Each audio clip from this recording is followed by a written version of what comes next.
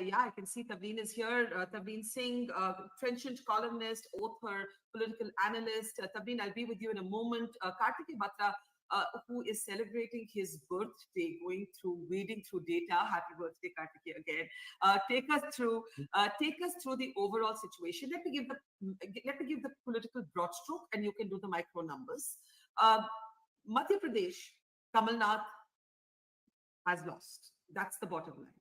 The BJP is winning Madhya Pradesh. The Congress has swept Telangana.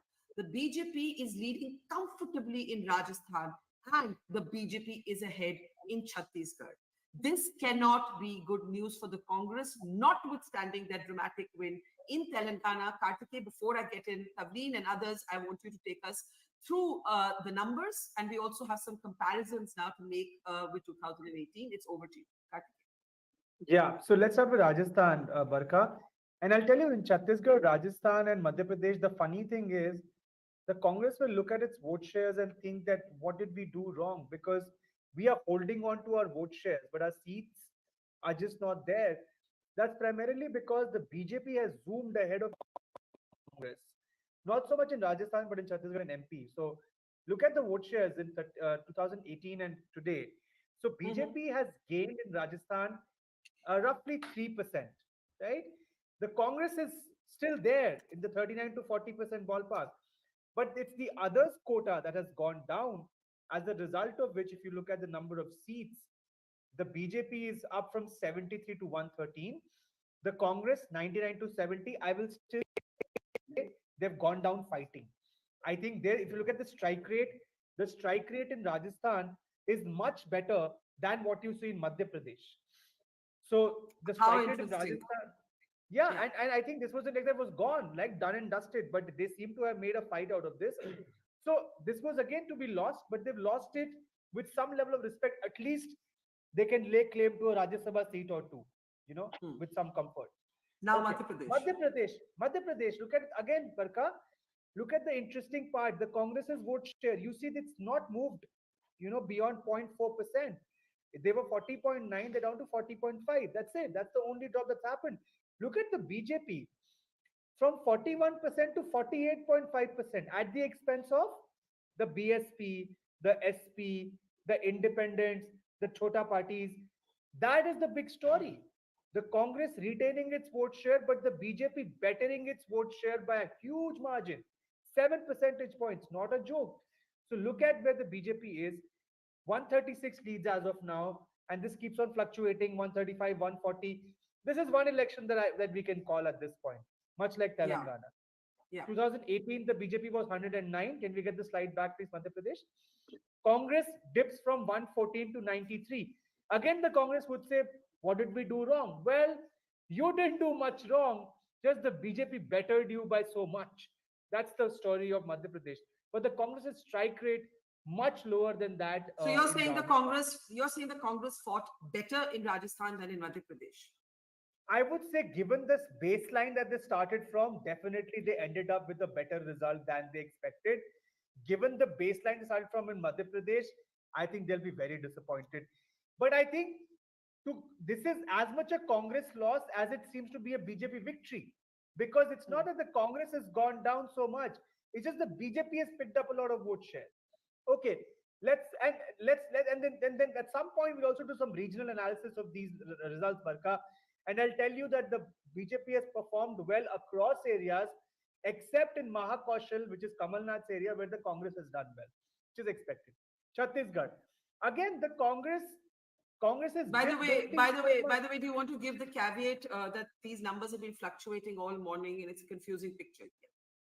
Chhattisgarh is still. Before you move on, one small comment. Mahakaushal also, what I mentioned on the exit poll discussion day, BJP has been able to neutralize Congress to some extent. I had said very specifically there were side deals. And more interesting is the Chambal Abhin Morena belt, where people had said that BJP is wiped out. And there also people had written off the Scindia belt, the Scindia dominated belt. And one last little quip.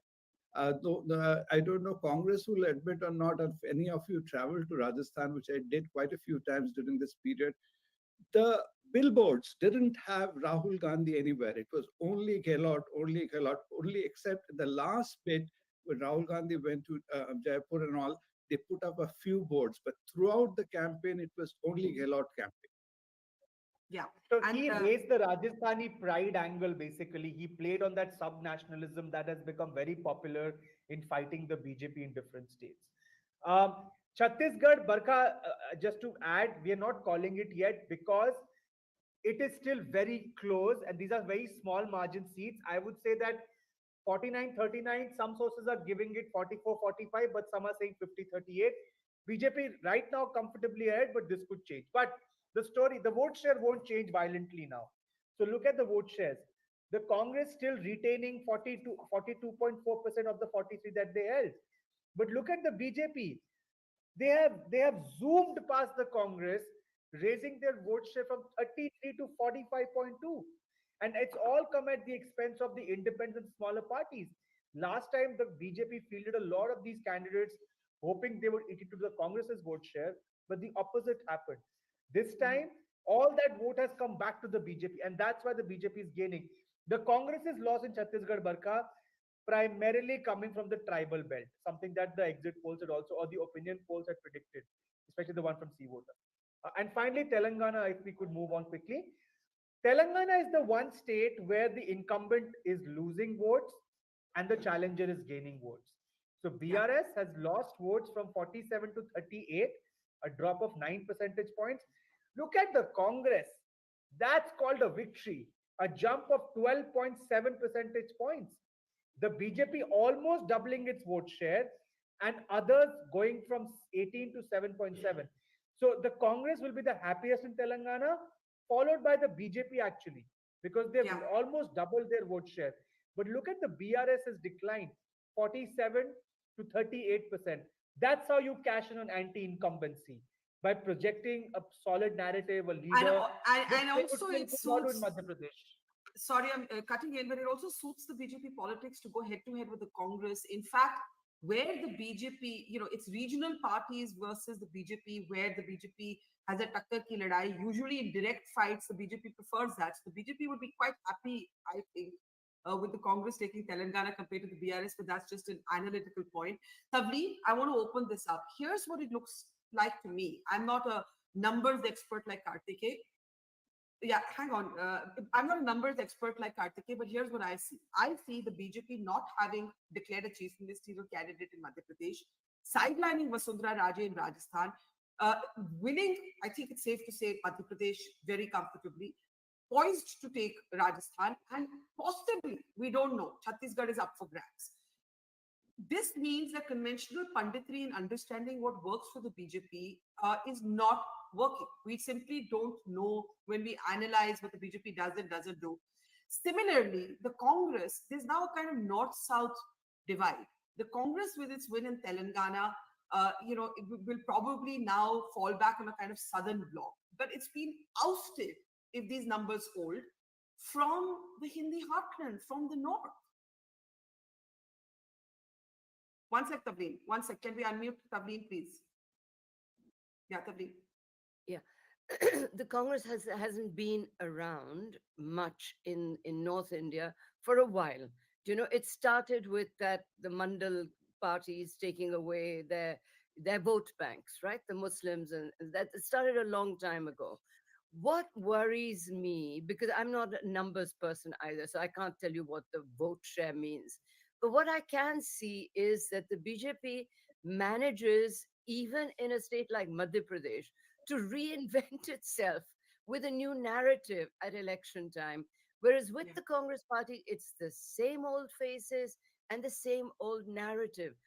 I can remember that in 2014, in Banaras, I heard Rahul Gandhi going on about Adani and Ambani, and they're taking the money out of the pockets of the poor and putting it in the pocket. He's still saying that. The only thing that they've added on is a few more freebies, etc. But the Congress has to reinvent a leadership for a start. It just hasn't changed anything, neither the faces nor the narrative. Why should you go back there? And it's certainly in Chhattisgarh, there was all those corruption scandals. In Rajasthan, there was law and order issues of that they had to deal with. So it isn't just that the BJP, it has changed or reinvents itself. It is that they come back with a new narrative and with very, very good election management. Can I ask you also to talk a little? I've got to Vinita just a moment, but can I ask you to talk a little bit about the fact that the BJP has managed to do this without declaring chief ministerial candidates, and almost everybody thought that, oh, this is the Congressification of the BJP. The Congress has localized its campaigns, but the BJP has sidelined a Shivraj or Vasundhara. What is the message that is emerging from these victories in Rajasthan and Madhya Pradesh? Possibly Chhattisgarh, we don't know. Well, I actually think that what they're looking for is finding younger leaders to send them to the top. And I think that the Congress party should have done that a long time ago. You can't have Gehlot from the time of Sanjay Gandhi to now. And who's going to, I mean, you have Sachin Pilot who was kicked aside. You have, there's no respect for the fact that people are looking for new things. Also, I think that the BJP has done very well by making women into a separate category of voter. I think that it started with Beti Bachao in 2014, and now, I mean, in Madhya Pradesh, one big factor was this, that 6 months ago, women started getting 1,200 rupees in their bank accounts. So all of that, there has been the Congress party is still trying to promise things that are really old ideas, like the old pension scheme. But but briefly, while it is the BJP's day, especially if they take 3 out of 4 states, two they certainly seem to be poised to take. Are there concerns for the BJP as well? The BJP has improved its performance in Telangana, but it's clearly now, if you look at the south of India, the south of the Vindhyas, it's an entire non-BJP bloc. Yeah, well, hasn't it always been that way? What did they have? They I had know, but the Karnataka. BJP did not want to be a so-called cowbelt party, right? As the cliche used to go. No, they are well, they're not a cowbelt party anymore because they've got the West as well. But I think That's in right. the East and the South, they've been weak for a very long time, and somehow they haven't managed to. I mean, I think that don't forget the Modi factor. Okay, in North India, in Rajasthan, you would meet people who would speak against, even this time, against local BJP leaders, but never the prime minister. So somehow he's convinced North Indians, across the whole cow belt or whatever, that he really is a proper leader, and that he can, give them things that they didn't have before.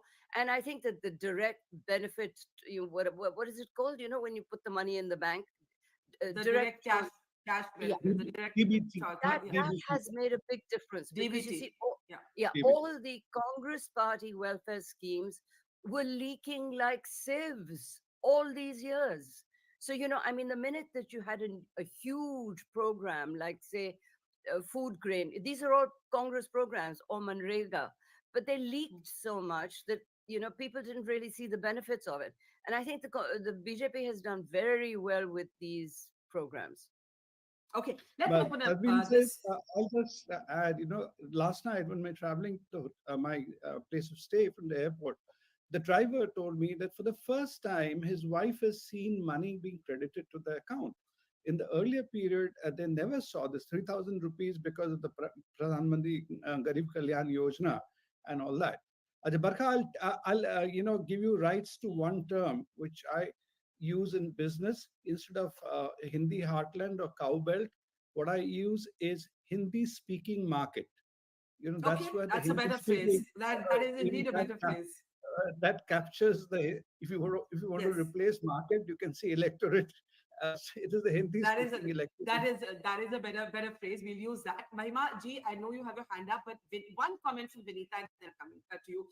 Sorry, okay, Mahima, aap bole. Mahima, can we unmute Mahima ji, Yeah, please? yeah, Yes. yeah. I can hear you. I can hear you. And while I was listening to Miss Singh, who's a veteran in her own right and an expert of her subject, I was very curious to ask her when she points out Rahul Gandhi. You see what Rahul Gandhi speaks and does not.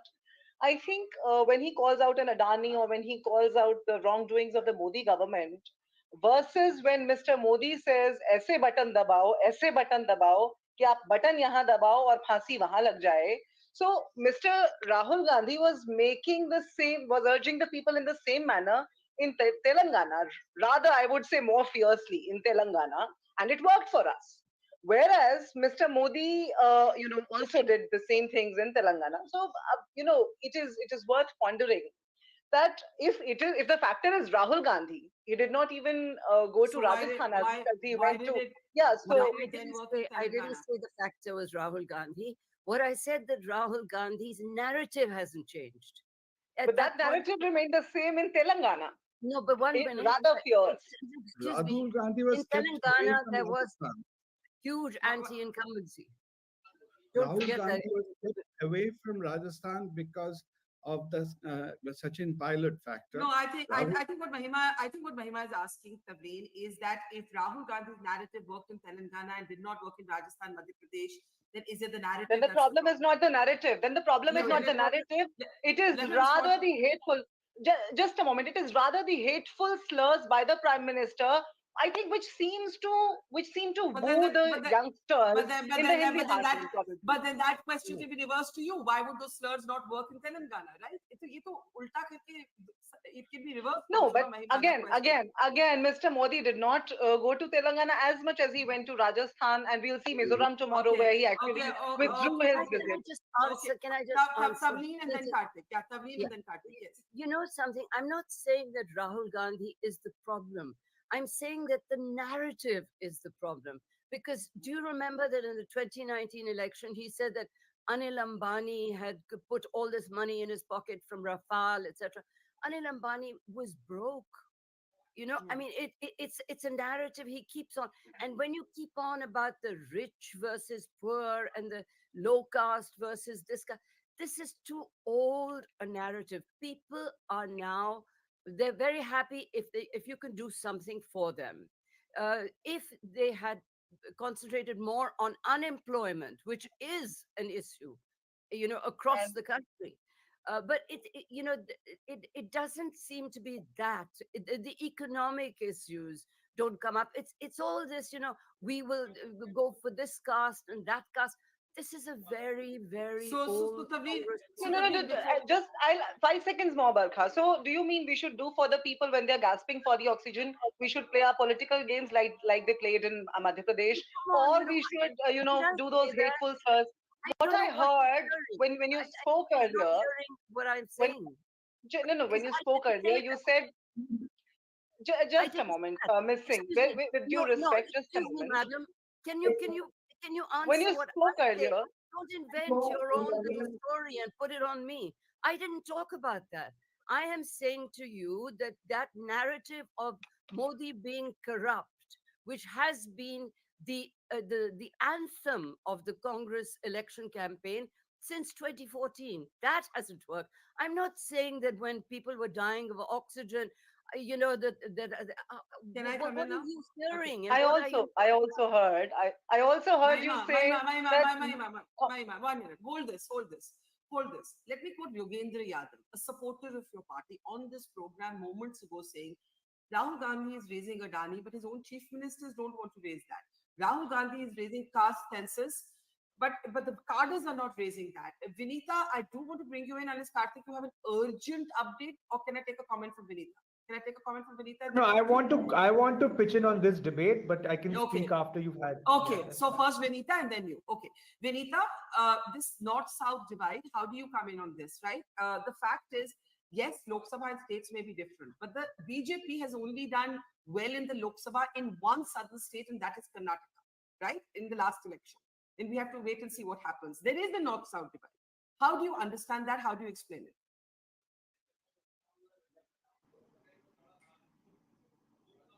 I can't hear you, Vinita. I can't hear you. I can't hear you.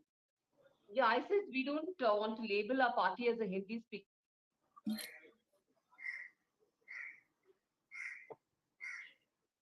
It's a formidable force that's emerging across India, and I think Congress has to be graceful in its defeat and accept the failures which they have, had in the past, and even now they continue to witness failures because the criticisms are hollow, and as has been validated by an objective, expert like Tavleen Singh ji herself. So, but definitely, I mean, beyond all the, the psychologists, the strategists, and the objective analyzers, it's all about, Congress has to learn a lesson or two in humility and development from the BJP, if not anything else.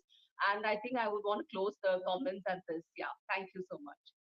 Okay, Vinita, we let you go. Asif Bhavla, national spokesperson of the BJP, is also with us. Vinita, I know you have to go, so I'm just saying thank you. Karthik, you wanted to jump into the debate? Do go ahead before I bring in Mr. Bhavla.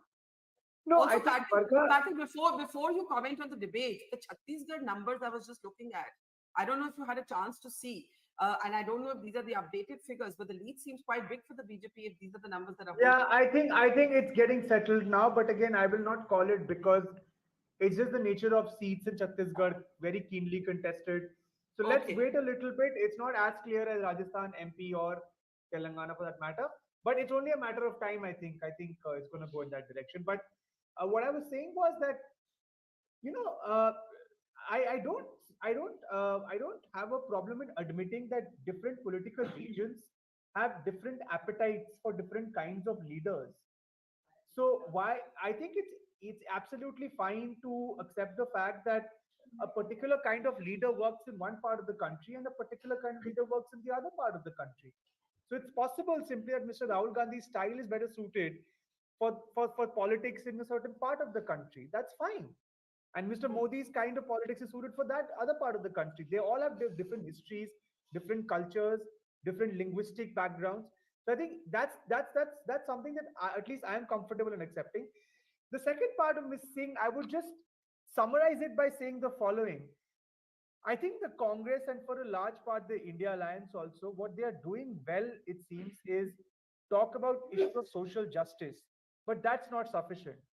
You have to pair social justice with an agenda that is based on aspirations and ambition of a young India. I think that's where the Congress and even the India Alliance is missing a trick or two. So talking about redistribution is good, redistributing the pie is good, but you also have to come up with ideas to enlarge the pie, and which is where I think the Congress and the larger opposition alliance is missing a trick. Look at Mr. Modi. He may not follow up, right? But look at his he can talk of AI one day, deep fake the other day, climate change on the third day, manufacturing on the fourth day. It doesn't matter whether he follows up or not, but it just shows you that he speaks the language of the day. I think that's where the opposition missing a big trick. Okay, we've got Asif Bhamla, oops, Mr. Bhamla of the BJP joining us. But let me go back to Tavleen. Tavleen, uh, state elections don't always mean something for national politics. The Congress actually won these three states that it looks like it's going to lose this time in 2018 and then got wiped out in the Lok Sabha. But intriguingly, this time the Congress really believed that it had recovered its fighting spirit and that it was going to take at least 2 out of the 4 states. What do you think this is once again going to do about the pivotal sort of position that the Congress was seeking to occupy in the anti-BJP bloc, in the opposition bloc? Do you think that diminishes now? Do you think it's all up for grabs? Or do you think that the regional parties now will be nervous and there'll be a new push for all of them to band together? Tavleen. I would love to be a fly on the wall of Akhilesh Yadav's house today, because you That's see, right. the Congress has been very arrogant in the India alliances. It's been, it hasn't conceded any room to the others where it thought it was strong. So now you're going to really have, I think, a reconvening of ideas, etc., in that alliance. And to tell you the truth, I actually want the opposition to get its act together. I mean, we can't have election after election in which, it's a complete wipeout. So they need to get their act together. But I think that the Congress has certainly been damaged by these results, and they will have to re-examine their position on all this. Don't forget that they've been projecting Rahul Gandhi as the main opponent to Narendra Modi, right? Now, Yeah. to do that, you've got to win. You should have won. If they'd won 2 of these states, the big ones, then they could do that. but they've already been doing that, and it isn't working. Yeah. Let's bring in, before I go to Mr. Bhamla, Karthik on the overview of the numbers. Karthik, I think, oh, did I lose Karthik there? I don't see Karthik. So if you've just actually joined us, let me take you through the numbers. The BJP is clearly ahead in Rajasthan in 114 seats to the Congress in 68. The others remain sizable, but the gap is, if this gap stays, the others will actually be not relevant. Karthik is back. I was doing the Rajasthan numbers. You can take us through the other three states. Go ahead, Karthik. So Rajasthan, as you rightly said, Barkha, is okay. Telangana is the only beacon of happiness for the Congress today. Congress 66, BRS 37, BJP. By the way, BJP had one seat in the last assembly in Telangana. They're up to 8. That's not trivial. So the vote share has doubled. The number of seats has gone from 1 to 8. Congress 66, BRS 37, and let's look at the next state, which is Madhya Pradesh. Madhya Pradesh is a sweep for the BJP. Basically, Barkha, if you look at the map of Madhya Pradesh, look at the ECI map, we 158 to the BJP, Congress 69, three others. And again, for the Congress, the saving grace has been the Mahakaushal area. The BJP has swept through Malwa Nimar. The BJP has swept through the Bhopal region. They've done really well in the Gwalior Chambal belt. Baghelkhand, Vind region, which was supposed to have be giving the Congress a new lease of life this time, has also largely gone towards the BJP. And then we can also talk about Chhattisgarh quickly. Chhattisgarh, Barkha, will be the biggest disappointment if I were to say that, if Congress loses. Yeah. I'm not sure which of the two will be the bigger bitter pill to swallow. Madhya Pradesh, Chhattisgarh. Chhattisgarh was a pro-incumbent state with a very popular chief minister, but the Congress somehow was not able to match the BJP. And can we move to Chhattisgarh quickly? Yeah. Chhattisgarh BJP current leads is 52, Congress 36, and this I think is, all exit polls said this would be very close, and my guess is this will still fluctuate, but it seems to be heading the BJP's way. If these three things hold, then whichever way you may want to address it, the Hindi speaking market or the Hindi polity or the Hindi heartland, the Congress seems to be wiped out in all three states. I think that I think can in no way be compensated by the victory in Telangana. Yeah. Let me get. Telangana was supposed to be the icing on the cake, but they're just left with the icing. The cake is gone.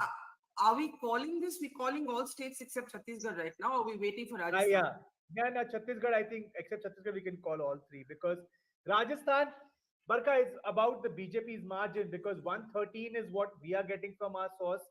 And that's roughly been the case with the BJP between 100 and 115. They've been in that range. But I will again I will underscore this again. The Congress fought at the end, ended up fighting a better election in Rajasthan than in Madhya Pradesh, just going by the results. So I want to bring in Asif Bhamla, national spokesperson of the BJP, on that. Mr. Bhamla, on that program last week, you had predicted this, and look at that. That's a great image of Shivraj Chauhan, Jyotiraditya Scindia, and other BJP leaders watching the counting coming in. According to Kartikeya, Mr. Scindia has vindicated himself. The area that he dominates, the BJP has in fact done well. Kamal Nath and Kartikeya, who's taking us through our numbers, makes the point that Ashok Gehlot has run a better campaign in terms of strike rate in Rajasthan than Kamal Nath has in Madhya Pradesh. One of our analysts said that Kamal Nath is the biggest sort of loser, as it were, of this campaign. Asif Bhamla, your thoughts, but there's also a north-south divide, a dramatic win for the Congress in Telangana. You see, you're right. As far as Mr. Gehlot is concerned, he has fared better off but compared to what Kamal Nath lived in his arrogance always. We saw the language that he used for a 5-year, completed chief minister like Akhilesh Yadav. I mean, of course, who was part of the India Alliance and so on, and all the jazz that happened. So the way that the language that he spread, Akhilesh kya hai? तो उनको जीत और कामयाबी sir already चढ़ चुकी थी पहले ही.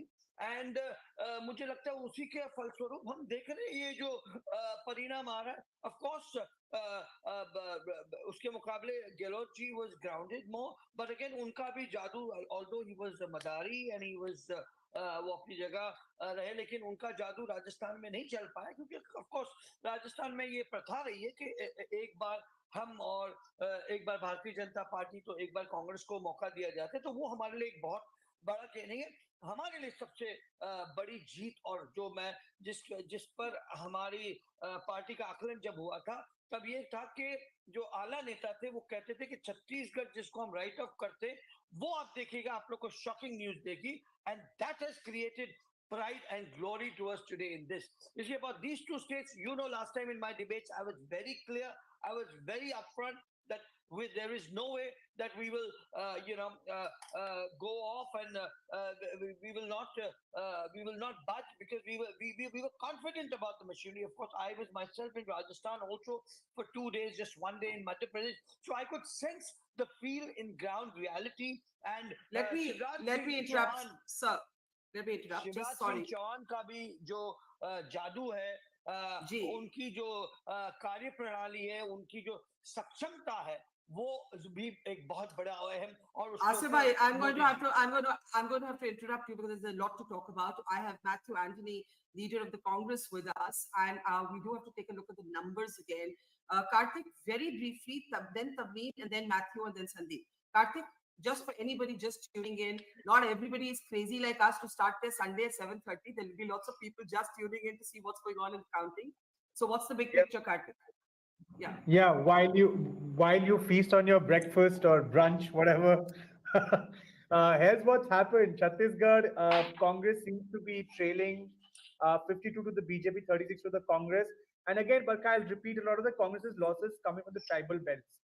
And when we do the micro-analysis, I can tell you certain reasons why this has happened.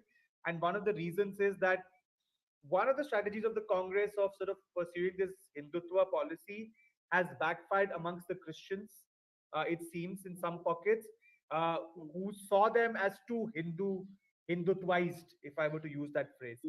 But again, that's for a later day, maybe. We'll get to that. Yeah, exactly.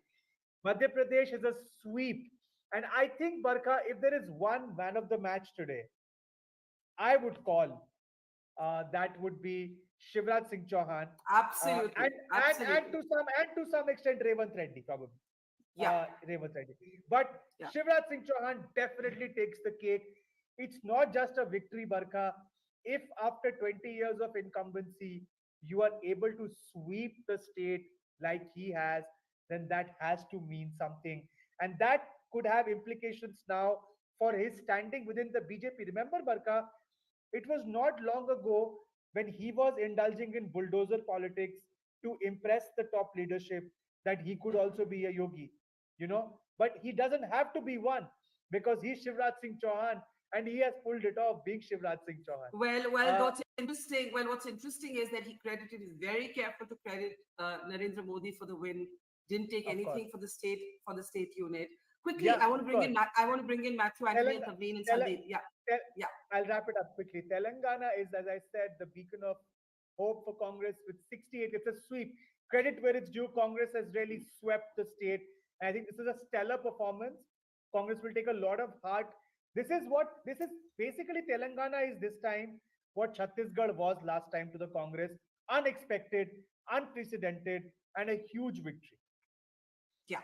So I want to bring in Matthew Anthony. Rajasthan, I think Rajasthan, BJP winning, but not as handsomely as they would have thought. 113 seats to Congress 71. Again, I would end by saying Mr. Gehlot actually fought a pretty good campaign. This is a respectable loss. They went down fighting respectably. So Telangana, Rajasthan should give Congress hope. Madhya Pradesh, Chhattisgarh will be the biggest sort of sources of loss or disappointment. Okay, Matthew Anthony, good morning. Obviously, you expected differently in Madhya Pradesh. Chhattisgarh, we're still waiting to call. Rajasthan doesn't look like it's going your way either. That's 3 out of 4, possibly, definitely 2 to the BJP. Telangana, big win. But are you disappointed? Barkha and Karthik, first of all, I should compliment you for doing a very objective analysis rather than doing a commentary-like thing of a cricket match. Now, I will, as a politician, I would credit to the analysts too. Credit to the Okay. panelists too. Yes, yes. Credit to the panelists too. I agree. I compliment that. Asif is a neighbor in Bombay with me. So now let me say that it is not a time to accept the loss till the time it is counted completely. So I would still maintain the Okay. position that let's kind of wait till the end, because a critical point is going to be the vote share percentage. To analyze in these states on how we have performed, especially in Madhya Pradesh, Rajasthan, and Chhattisgarh. Of course, the number of seats coming across is not giving us anything to kind of celebrate in these states. However, Telangana is a good victory, is a convincing victory. So that's what we are at this point of time. We are waiting for the final results to come across, and then we'll make our own qualified statements on these states. Matthew, it's fair to say that the elections have to be fully counted before you see defeat. But I think just like we know you have won Telangana, we know you have lost Madhya Pradesh. I think that much we know. And so that must be a source of great dismay. Um, and if you lose Rajasthan and Chhattisgarh, what might that mean for the Congress's strategy going forward? See, we will have to sit down, just like how Karthik did this micro analysis, and he came out with reasons on certain areas why we have lost or why we are going behind. We will have to look at it Yes. from a very objective perspective on because we did a very energized campaign in all these 5 states. I'm sitting in Mizoram. I've been camping here for the last 3 months, giving up my profession and all other things like this. So there were hundreds of people in all these states working very religiously for the victory of the Congress party. Very well oiled campaign from the center and the state in all these states. So we will have to look into the micro analysis of a seat wise, region wise basis on how Right. we have performed and what has cost us I'm going, the results for us. I'm going to cut you short. I want to welcome Nikhil Dave. He's a BJP supporter. He's joining us, especially to talk about Madhya Pradesh. Can I- Namaskar. Once again, Bharka, Patrick, just want to Nikhil, can you hear me? Nikhil, आपको मेरी आवाज आ रही? Yes, ma'am. Can you hear me? Yes. Just 1 second. Karthik Yes, has a okay. brief update and then I'm coming to you. Karthik, go ahead. No, no, Barkha, just to Mr. Anthony, just to tell him, the Congress either retained its vote share or actually increased its vote share. It's just that the BJP bettered your performance. So that's something that objectively we just summarize your vote shares. The Congress actually held on to its vote share in the states it lost. But Yeah, just we'll the look at the BJP vote went, shares. We'll went look at. past by. Yeah, Can exactly. we Yeah. actually have those vote share comparison slides? They'll be really useful to look at. Nikhil Dave, Yeah. look, let's talk about Madhya Pradesh. आप BJP के supporter हैं. You come from a BJP family. Yeah, how do you explain this Madhya Pradesh victory? ये मामा जी की जीत है, ये मोदी जी की जीत है, ये किसकी जीत है? निखिल जी. मैम, ये जीत जो है ये मोदी जी मामा जी दोनों की जीत है, लेकिन उससे बढ़कर के ये कांग्रेस की एक हार है। जिस अच्छा. तरह से कांग्रेस में अपना कैंपेन लगा, कांग्रेस के जिस तरह के सीनियर लीडर्स के जो बयान आते थे कि सरकार आने के बाद में देख लेंगे, वो बहुत ही ओवर कॉन्फिडेंट थे अपनी चीजों को लेकर। दूसरा, कांग्रेस का जो वर्कर है वो ग्राउंड रूट लेवल पर कहीं पर भी नहीं था। ऑर्गेनाइजेशनल स्ट्रक्चर कांग्रेस का पिछले चुनाव से भी ज्यादा बिगड़ा हुआ इस चुनाव में दिखा। और मुझे लगता है कि बीजेपी को कहीं ना कहीं एक ये थोड़ा सा संशय था कि हम सरकार किस तरह से बनाएंगे, कितना मार्जिन रहेगा। तो बीजेपी के वर्कर ने बहुत ही कड़ी मेहनत करके और अपनी सीटें निकाली हैं। तो ये कहीं ना कहीं बीजेपी की जीत के साथ में कांग्रेस के लिए एक बड़ा सबक है कि इतना ओवर कॉन्फिडेंस और इतना अविश्वास अपने कार्यकर्ताओं और अपने जनता के लिए ये ठीक नहीं है। निखिल जी, मध्य प्रदेश को लेकर काफी चर्चा हुई कि शिवराज जी, मामा जी को साइडलाइन किया जा रहा था, उनको मुख्यमंत्री कैंडिडेट नहीं डिक्लेयर किया गया। क्या उससे कोई फर्क नहीं पड़ा? क्या लोगों के माइंड में वही थे फेस ऑफ कैंपेन? ये थोड़ा एक्सप्लेन करिए। ये बिल्कुल ठीक बात है, क्योंकि जिस तरह से हमने देखा कि महिलाओं का वोट शेयर बढ़ा है और उसका एक बहुत बड़ा रीजन पोल्स के लिए या वोटिंग के लिए अवेयरनेस तो होता ही है। साथ में जो लाडली बहना वाला जो एक स्कीम शिवराज जी की थी, जिसको कहा जा रहा है कि मध्य प्रदेश का वो गेम चेंजर हुआ है, वो चेहरा कहीं ना कहीं उन महिलाओं के ध्यान में शिवराज सिंह चौहान थे। और बहुत सारी सीटें हम ऐसी देख रहे हैं जहां पर स्थानीय विधायक को वापस टिकट मिला, लेकिन उसका विरोध था। लेकिन लोगों ने फिर भी जो है उसे अभी तक तो लीड मिल रही है और होपफुली जो लीड है उससे वो जीतेंगे भी। तो वो कहीं ना कहीं वो वोट जो है वो बीजेपी की सरकार और शिवराज सिंह चौहान जी का नेतृत्व और नरेंद्र मोदी जी का जो एक मोदी के मन में एमपी का जो एक नारा था, तो कहीं ना कहीं ऐसा लग रहा था कि भाई डबल इंजन की सरकार यहाँ पर जरूरी है। मैं आपसे एक सवाल और पूछना चाहती हूँ, then I open it up. मुख्यमंत्री कौन बनेगा? अब ये तो पार्टी तय करेगी। तो मतलब ये तय नहीं है कि मामा जी बनेंगे, ये तय नहीं है। नहीं, देखिए, अगर हम एक आम जनता की नजर से हम देखें, तो अगर लाडली बहना की वजह से अगर वोट मिलता है, तो कहीं ना कहीं वो वोट जो है वो शिवराज जी के चेहरे को बल मिलता है उससे। जी, तो ये एक बहुत इंटरेस्टिंग सिचुएशन है where Shivraj Singh Chouhan is crediting the prime minister, Tavleen, the BJP's almost erasure of a generation of second generation leaders, not needing to promote them. What happens to Vasundhara in Rajasthan? Most BJP leaders believe if the BJP wins handsomely, they may not even need her. Nikhil is an avid BJP supporter. He thinks Shivraj is, central to the BJP win. He's not sure that he will be the chief minister. I mean, how do we understand this sort of BJP where state leaders matter, but only up to a point? Hang on, I can't hear you. Please, yeah, go ahead. Yeah, I don't think that Shivraj Singh Chauhan and Vasudha Raje have been, kicked aside as such. I think that they wanted, it's quite a good strategy when you say we're not going to declare a chief minister. So everybody has to work.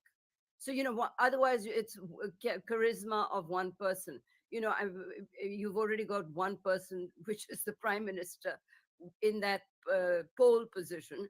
So I think that that local issues, local leaders, I don't understand what the strategy was, but I really want to make the point. Somebody said that that Congress ke worker dikhe hi nahi. That is absolutely true, and it's been true for the past 10 years. Because there was a time, I've said that before on your show, where you couldn't go to a village without seeing somebody from the Seva Dal, without seeing some Congress leader at a local level, at the panchayat level even. You don't see those guys anymore. You've got the RSS, and don't call it the RSS, BJP workers everywhere. Now, you cannot build your party with the Darbar in Delhi. You've got to build the party upwards. So I actually think that Rahul Gandhi, had he wanted to, after the what was it, that yatra called, the Bharat Jodo Yatra, had they set up little cells everywhere, to continue that work, to continue the outreach. But don't you think they tried to localize the states by giving it to Tamil Nadu, to Gehlot, to Revant Reddy? No, these are all, no, Revant Reddy, let's keep him out of this story. But Kamal Nath is a Delhi leader. He's been there, and again, since Sanjay Gandhi's time, and basically there is a real need in the coming general election, in my view, for a party that is slightly left of the BJP with a different agenda. What you've seen so far from the Congress is they're copying the BJP. If the BJP's leaders go to temples, they follow them there. They've lost their mojo. To say that on the mojo story is a good word. Yes, perfect. It is. They've indeed. lost their mojo. We welcome the branding. Yes. Yeah. They've lost their mojo. Yeah. The Congress has lost its mojo. Barkha, yes. Karthik, you have an update? Can I just add to Barkha? On the issue of regional leaders, actually, I think, if at all, this underscores the importance of regional leaders for the BJP. Look at the victory in Madhya Pradesh, which was eventually fought on the face of the sitting chief minister, versus look at the victory in Rajasthan, where until the end, Ms. Raje was not given the primacy that probably she should have as the primary candidate. And then look at the BJP's performance. I think the BJP's Rajasthan campaign was not a very good campaign, because it was completely scattered. The issues were they were throwing all kinds of issues, and you can see that in the results. But I think the point Tavleen is making is that the BJP's organizational structure runs much deeper, and therefore is not as dependent on individuals. Can I come I'm in, answering Barkha? your I'm answering Once your again, Mr. question. Bhavan. I'm not responding to Ms. Singh. I'm answering your question about regional leadership. I think at the end of it, actually, this has just reaffirmed the idea that to win state elections, you need a strong state leadership. And the results are, at least to my mind, there is no ambiguity in the results. Can I Taveen, you come want to in, quickly? Barkha? Yeah, Can Mr. Bhavan, just one sentence from Taveen and then you. Yes. Importance of the state organization and not just the leader. If your organization is really strong, then you can say, we'll choose the chief minister later on. The Congress party's organization has collapsed a long time ago, and they haven't rebuilt it. That's the point I was trying to make. Okay, Asif Bhamla, go ahead. This sort of marginalization, as it were, of state leaders, as some say. Sorry, I know, Matthew. Just give me half a second after Asif. Go ahead. Yeah. That I'm really Congress has sorry, but I can't hear you. Yeah. Okay. that Congress has lost its mojo. Can you hear me? Yes. Yes. Yes. Yeah, great, great, great. So, like the previous spokesperson was mentioning, you see, in the BJP, we don't come under pressure with local leaders. Like you see, Vasundhara ji there, Shivraj Singh ji there. For a long time, people thought that Shivraj Singh ji ko एकदम ही boycott किया गया है, abstain किया गया है. So party का अपना infrastructure is so large and strong that we don't rely on the leadership. You see, like we have preferred to lose even in states like Karnataka. We've lost. Maybe if we would have had a Yedurappa, we would have still won that. I mean, he's a very tall leader, but BJP doesn't succumb to any pressure. You must have seen. बहुत सारे लोग कहते थे रानी को आपने रानी जी को बाहर नहीं निकाला वसुंधरा जी के नहीं दिखने से आपको वहां लॉस आएगा. No, but the party cadre's commitment. If you see today morning also, the Panna Pramukhs were on the floor, on the booth. Pramukhs were out at 4 o'clock in the morning in all the states that they were, wherever there were elections, they were all there on the with their responsibility. जबकि आप देखोगे on the ground level in Madhya Pradesh, if you see, Congress का जो worker है नीचे स्तर का वो बिल्कुल गायब था. वो सिर्फ हवा में रहे पूरा टाइम कि हम जीत जाएंगे कमल जीत जाएगा. उन्हें पता नहीं था कि कमल वहां खिलने ही वाला है. बट हमारे कार्यकर्ता उस डर और दहशत से कि कहीं हम हार ना जाए, हमने मध्य प्रदेश में ज्यादा मेहनत, ज्यादा टाइम, लेबर, एनर्जी लगा के और जैसे कि हमने देखा कि मोदी और मामा जी ये जो कॉम्बिनेशन वहां हुआ वो एक ऐतिहासिक कॉम्बिनेशन है. I mean an incumbency of so many years, of 20 years, and after that again in Madhya Pradesh we can come back. So this is again like a Gujarat model that we have created, and we have set aside all the the normal assumptions that one time this party should come, one time that party. And I'm sure now that we've come in Rajasthan, you will see that this trend in Rajasthan also goes for a very longer time. Barkha, I think Bhamla makes one very big point which we miss when we are judging things from sitting in Delhi or wherever. If you recall, Mr. Modi began his MP campaign by having a convention of all the karyakartas. They start with that. They speak to and that is a big difference.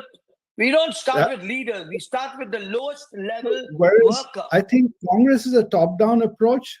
They will fly in the helicopter, parachute Rahul Gandhi, Priyanka Gandhi in various places and speak to the crowd, and they judge the success by the amount of crowd gathered, which always we know is a different kind of mobilization. But BJP spends a lot of time, and Modi right from the top holds these, karyakarta. They have a particular term. Mr. Bhamla would be able to say, trying to keep them motivated. And Madhya Pradesh is one place BJP always had very strong field force. Okay, can I just actually at this point? We also 5 seconds. 5 seconds. Okay. The moral poverty on behalf of Congress when they call our honorable leader, who's known worldwide as a Panvati. Panvati कौन है और कौन शक्तिशाली है, You see, ये तमाम इस तरीके से जो प्रधानमंत्री जी को ये पुट डाउन करते हैं, जब चाहिए उन्हें जो शब्द का इस्तेमाल करते हैं, चाहे वो देश में हो विदेश में हो, आज ये लोगों ने जो है इनको लखाड़ा है. You can't call a prime minister who's gone to increase the morale of the cricketers who've lost, after winning 10 matches for the country who are there. उन्होंने उनका वहां जाना और आपने उसके पनवती रेट कर दिया. I mean, this is. Can I comment? One second, Barkha, on an aside. बरखा जी एक मिनट. अच्छा, सब इकट्ठे बोल रहे हैं. एक मिनट, सब इकट्ठे बोल रहे हैं. अब एक करके. हाँ, Sandeep, one sentence, then Matthew, then Tavleen, then Nikhil. Okay, in that order. Okay. This is just to lighten the mood. I believe at Kharge's book release 2 days back, one of my journalist friend who attended, Congress was trying to invent a term which is an opposite of panauti, to basically say he's been lucky for Congress that after his coming, Congress is on a roll. So now I don't know what they will do. Okay. Tavleen wanted to briefly come in on panauti, and then Matthew can take all the points. Tavleen Singh. Okay, 1 minute. Mr. Bhavna, 1 minute. Tavleen Singh. Yes, Tavleen. Oh, so Tavleen has to go. So I'm just going to make a last comment. On Panoti, I don't think that matters, but I don't think you should abuse the Prime Minister of India. He's not just a leader. I've said that before. And, there's an office that he stands for. And when you call him a chore and a Panoti and all that sort of thing, you're actually abusing the Prime Minister of India. They should remember that. But I also want to say something that I noticed during the campaign. There was an entitled quality to the Congress campaign. It was their top leaders. There was that thing of, we've ruled this country for so long, we can still do it. And I think that they've got to show a little bit more humility and a little bit more understanding of what their failures have been. Can I go now? Okay, Tavleen, thank you as ever. Okay, see you soon. Thank you. Matthew, sorry, you've been waiting for a long time to respond to a lot of points that have been made. I'm also seeing Pavan Verma join us. Pavan, good morning. Coming to you in just a moment. I'll just let Matthew Anthony of the Congress make some points. Go ahead, Matthew. Yeah. Barkha, I think I have been one against many here. And what I'm saying is, on the Panoti, when all the respected panelists are making so much of a concern about that one, why don't you recollect the kind of statements which the Prime Minister, when he was the Chief Minister and as the Prime Minister, made against many of the Congress leaders, including respected Sonia Gandhi, as well as many others? I stop it at that on that one. Have some reflection on that. Okay, I don't want to get into a debate on that Panoti remark right now because this is the election debate. So I'll kind of move on from there. Reflect yourself before you speak on that one. What all remarks he has made on the people of the Congress leaders. Now, coming back to the elections response, on Tavleen May, the people in the glass doors have not recalled, even she found it difficult to recall the name of the Yatra, Bharat Jodo Yatra, which has touched 4,000 kilometers and touched billions of people in the heart. It has touched the poorest of the poorest in the country. So it may not have touched the people in the glass. We're seeing the results. Let me complete. I didn't interrupt any one of you when you spoke. So Bharat Jodo Yatra is a message which conveyed that it's love against hate. So we have to give the respect for the Yatra. Bharat Jodo Yatra didn't have the electoral politics in that one. It was just giving a message of harmony, love against hate on that one. Then Asif, commented about the Congress leaders' grassroots work and all other things like that. We have had many Congress leaders who have been in the Congress but never worked in the grassroots. But they speak about, the grassroots workers, when they move into other parties. So Congress also had convened state conventions, and I would like to say that, in Madhya Pradesh, when Prime Minister Modi convened, the state convention, he failed to acknowledge or he snubbed the presence of the chief minister. Then the Ladli program, which was announced long back, implemented in the last few months of the election. And the beneficiaries are 1.32 crores of women. And if at all you have to give 1,250 rupees, it's a 1,600 crores of exchequer a month. So where are these going to come from? So you made promises and things like that. So in Madhya Pradesh, you're saying that, and Shivraj Singh's message was almost like a farewell message. And you put seven. I didn't interrupt. So No. I'm. Okay. I have to come in. I have to come in with an update now, and I have to get Pavan Verma. The Congress workers are protesting at the party headquarters against EVMs, which I don't know why this is happening, because the Congress is one of the same EVMs resoundingly in Telangana. Nikhil ji, आप एक point बोलना चाह रहे थे मध्य प्रदेश के बारे में, then I have to go to Pawan Verma. Please संक्षेप में अगर आप बोले. निखिल जी, निखिल को अनम्यूट मैम करिए. जी बोले. दो चीजें हैं. एक तो जो अभी आप जैसे बोल रहे थे कि लाडली बहना वाला, तो कांग्रेस भी तो पूरे कैंपेन में कहीं ना कहीं उसके पीछे भागती रही. बीजेपी ने अपना एक कैंपेन डिजाइन किया जो एक जीत का बड़ा कारण है, और कांग्रेस उसके पीछे भागती रही. दूसरा एक जो बड़ा इंपॉर्टेंट पॉइंट है मध्य प्रदेश को लेकर के, कि 15 महीने की कांग्रेस की सरकार का कांग्रेस कोई अचीवमेंट यहाँ नहीं बता पाई. उल्टा ये हुआ कि 2003 के पहले का मध्य प्रदेश लोगों को बार बार बीजेपी ने याद दिलाया. तो कांग्रेस के पास में अचीवमेंट बताने के लिए कुछ नहीं था, सिर्फ वो बीजेपी के कैंपेन को काउंटर करने में लगी रही. वो एक बड़ा कारण है जो कांग्रेस को खुद को सोचना चाहिए. जी, ये आपने बहुत जरूरी दो तीन बातें कही. मैं आप पवन वर्मा को इस कॉन्वर्सेशन में लाना चाहती हूँ. Pawan, the big picture is like this. The BJP has captured what Sandeep Ghosh is calling the Hindi-speaking market, North India. The Congress has a dramatic win in Telangana, but will be devastated by the result in Madhya Pradesh. And if Chhattisgarh also goes into the BJP kitty, we haven't called Chhattisgarh yet, but we are calling Madhya Pradesh and Rajasthan for the BJP, Telangana for the Congress. What is the message overall politically from your perch? 2 or 3 lessons, Barkha, which I think are incontrovertible. First of all, the Congress. You see, there is no substitute for organizational vigor. You have to build an organization structured from the ground upwards in order to be able to fight electoral battles effectively. One Bharat Jodo Yatra with little follow-up on the ground does not create for you a counter to the remarkable electoral machine of the BJP. That's point number one. And the Congress has to understand that. Secondly, in my view, the star campaigner of the BJP was Prime Minister Narendra Modi. As you know, in Rajasthan, they did not declare a face. In Madhya Pradesh, did not declare a face. But I'm aware of a survey which shows that Prime Minister Modi's popularity in Rajasthan is greater than Gujarat. So, therefore, that has an influencing factor.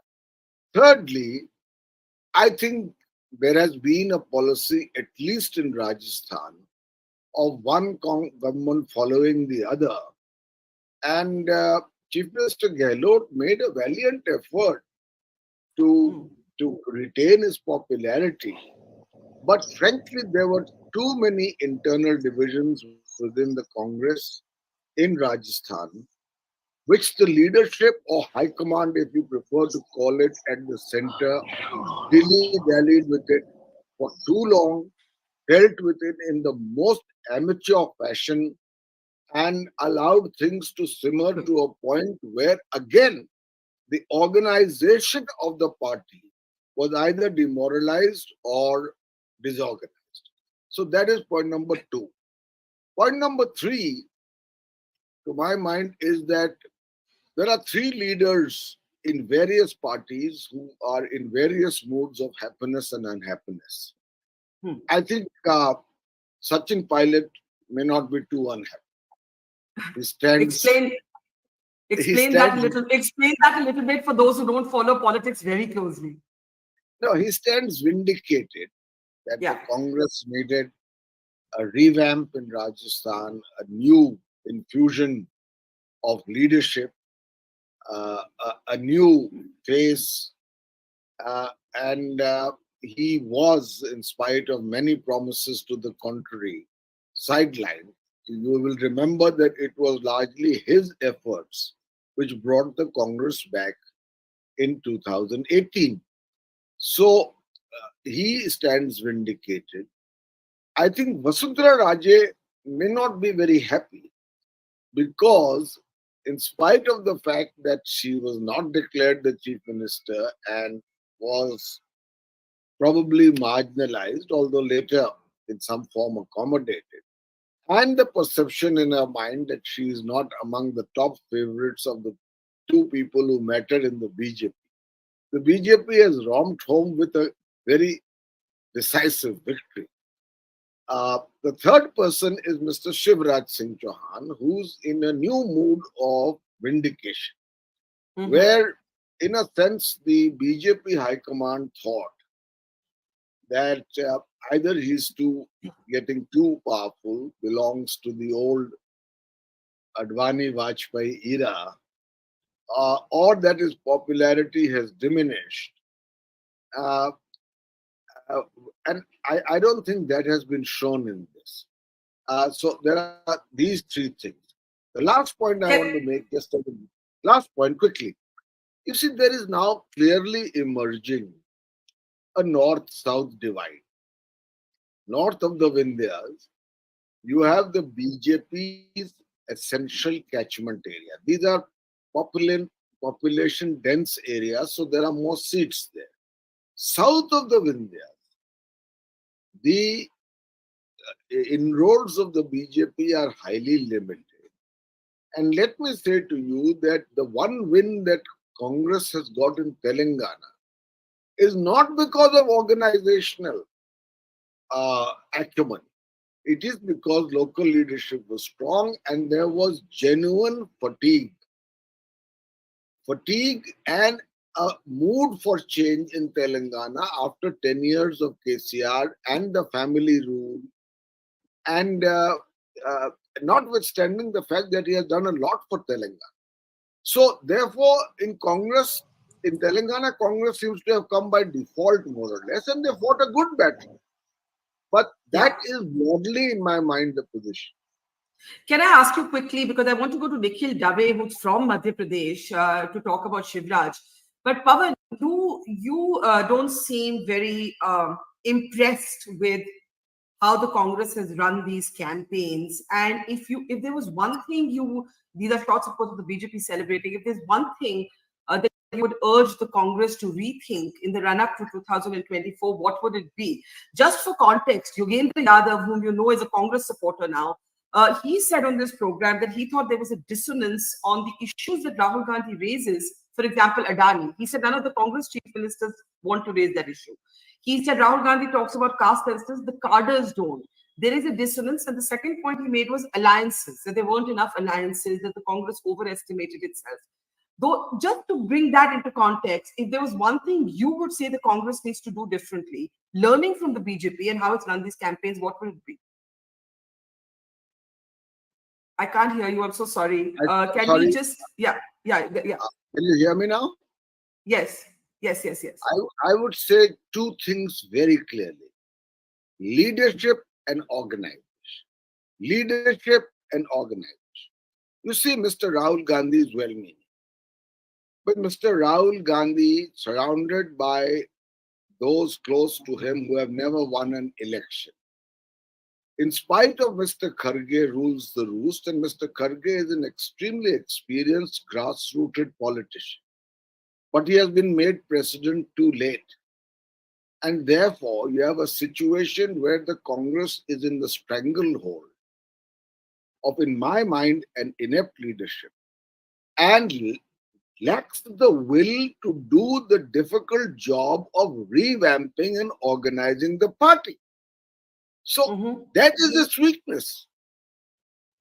So you just made a very strong statement. The Congress is in the stranglehold of inept leadership.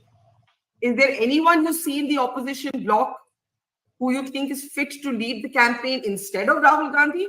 Or are you talking about somebody else leading the Congress? No. I think that, first of all, in the Congress, there should be a rethink, not about the lack of importance of the Gandhi family. They have contributed a lot to the Congress. They have given their blood for the nation. But there must be delegation in substantial and real senses to leadership and a far more transparent decision-making process, a more, let's say, interactive discussion and debate. I mean, there are matters which are allowed to pend for months. Take, for instance, this India Alliance, Barkha. If it had to show some results during these elections, you meet in Patna in June. You do nothing for 4 weeks. You meet again in Bengaluru. You have a nice dinner and do nothing. 5 weeks later, you meet in Mumbai. You have dinner and coffee and do nothing. Then you cancel Bhopal. Now, where is the organization? If you were efficient within 1 week of the first meeting in Patna, you would have set up a secretariat, come out with a common minimum program, made a working group on seat sharing, swallowed some egos, begun to create an atmosphere where the opposition was seen to be as a coherent, electorally effective bloc. But that never happened, and I'm afraid in this process, the Congress carries much of the burden of failure. Well, I think those are very strong words, that the Congress is in the stranglehold of inept leadership. I want to take that to Matthew of the Congress, but also Nikhil Dave, because Pavan made a very incisive point about Shivraj Singh Chauhan, and I think Sandeep is also waiting, so is Mr. Bhamla. So let's get reactions. Yes, Matthew, go ahead. Matthew Anthony of the Congress, go ahead. Barkha, to hold the respect of your platform, that's why I'm not interfering while others are speaking and taking so much of things against Congress. But I would rather say that just because that in few states our election performances are not coming up to the expectations, it doesn't mean that our leadership is in strangleholds. We had an elected president in the Congress party, which is Mallikarjun Kharge, and we have recently got the CWC in place, and we have got and Pavan made a statement of saying that people who have not contested are making opinions about in Rahul Gandhi's team. Now how many of us have contested elections, and we make so much of remarks and analysis about elections. I, being a part of being in Mizoram for the last 3 months, and I know about several hundreds of people in all these 5 states working, giving up their everything and working for the party and building the organization. Just because we didn't win the seats, this doesn't mean that we don't have an organization in place. There are certain things which might not have worked with us, or which might not have worked with the people. That doesn't mean that we don't have an organization in place. Matthew, what would you identify as the weakness then? What would you identify as the weakness? We need to see what has been the disconnect between our messaging and what the people have perceived about our messaging. That's exactly what we have to look into, because none of our campaigns, messaging and construct and the promises were bad in any of these states. So we will have to look at how the feedback system from the people, whether it has reached or has got any feedback against us. That is the disconnect which we have to kind of look into it, and that's why we'll have to rework again. Yeah. Sorry, yes, I will put this to Pavan. There is Rahul Gandhi being made an easy punching bag, but Nikhil Dave is wanting to come in. Can I just bring in Nikhil Dave for a second? Nikhil Dave, Pavan Verma ने बहुत interesting बात की शिवराज सिंह चौहान मामा जी के बारे में, कि जिस तरह से उनको साइडलाइन किया था, उन्होंने अपनी पोजीशन, अपनी रेलेवेंस दिखा दी. मैं जानती हूँ कि इसके बारे में पार्टी शायद बहुत कुछ नहीं कह सकती, समर्थक होने के नाते आप भी नहीं कह सकते, पर आपको लगता है कि मामा जी को उसके साथ बेटर बर्ताव होना चाहिए था? एक सवाल. दूसरा सवाल, आपको लगता है कि अब उन्हीं को मुख्यमंत्री बनना चाहिए? निखिल जी. मैम देखिए, एक बात तो ये कि किसी को साइडलाइन नहीं किया. शिवराज जी को अगर सीएम फेस नहीं थे, तो पार्टी ने कभी ये नहीं कहा कि वो सीएम फेस नहीं है. ये पार्टी की स्ट्रेटेजी थी, उसने सभी लीडर्स को चुनाव लड़वाया, और ये हमेशा होते आया है भारतीय जनता पार्टी में. तो ऐसा कहीं नहीं है कि उनको साइडलाइन किया. सबसे ज्यादा सभाएं मध्य प्रदेश में शिवराज सिंह चौहान जी ने करी है. जिस लाडली बहना को हम गेम चेंजर मान रहे हैं, वो गेम चेंजर शिवराज जी के चेहरे पर वो वोट गया है कहीं ना कहीं. इस बात को सब लोग मानते हैं, और ये पार्टी का डिसीजन है कि पार्टी किसको मुख्यमंत्री बनाती है, किसे कौन सा मंत्रिमंडल मिलता है. ये सब बहुत, और बीजेपी में ये सारी चीजें मुझे लगता है कि शायद कैलकुलेट नहीं की जाती हैं. इसीलिए बीजेपी आज इतनी स्ट्रांगली अपने ऑर्गेनाइजेशन के दम पर चुनाव लड़ती है, चाहे फिर मुख्यमंत्री का चेहरा कोई भी हो। यहाँ हम, जैसा प्राइम मिनिस्टर मोदी जी कहते हैं कि हमारा चेहरा कमल का फूल है, हमारा मुख्यमंत्री प्रधानमंत्री कमल का फूल है, तो उसी थॉट के साथ में बीजेपी काम करती है। एक दूसरी चीज मैं जो ऐड करना चाहता हूँ, ऑर्गेनाइजेशन स्ट्रक्चर की जो बात हो रही है बीजेपी और कांग्रेस की दोनों में, तो जैसा अभी हमारे कांग्रेस के मित्र बता रहे थे कि कांग्रेस के पास में ऑर्गेनाइजेशन है, बीजेपी के पास में है नहीं है। देखिए मैम, एक बड़ा जो अंतर आया है वो ये है कि शायद बीजेपी ने अपने वोटर को वर्कर की तरह कन्वर्ट कर लिया है।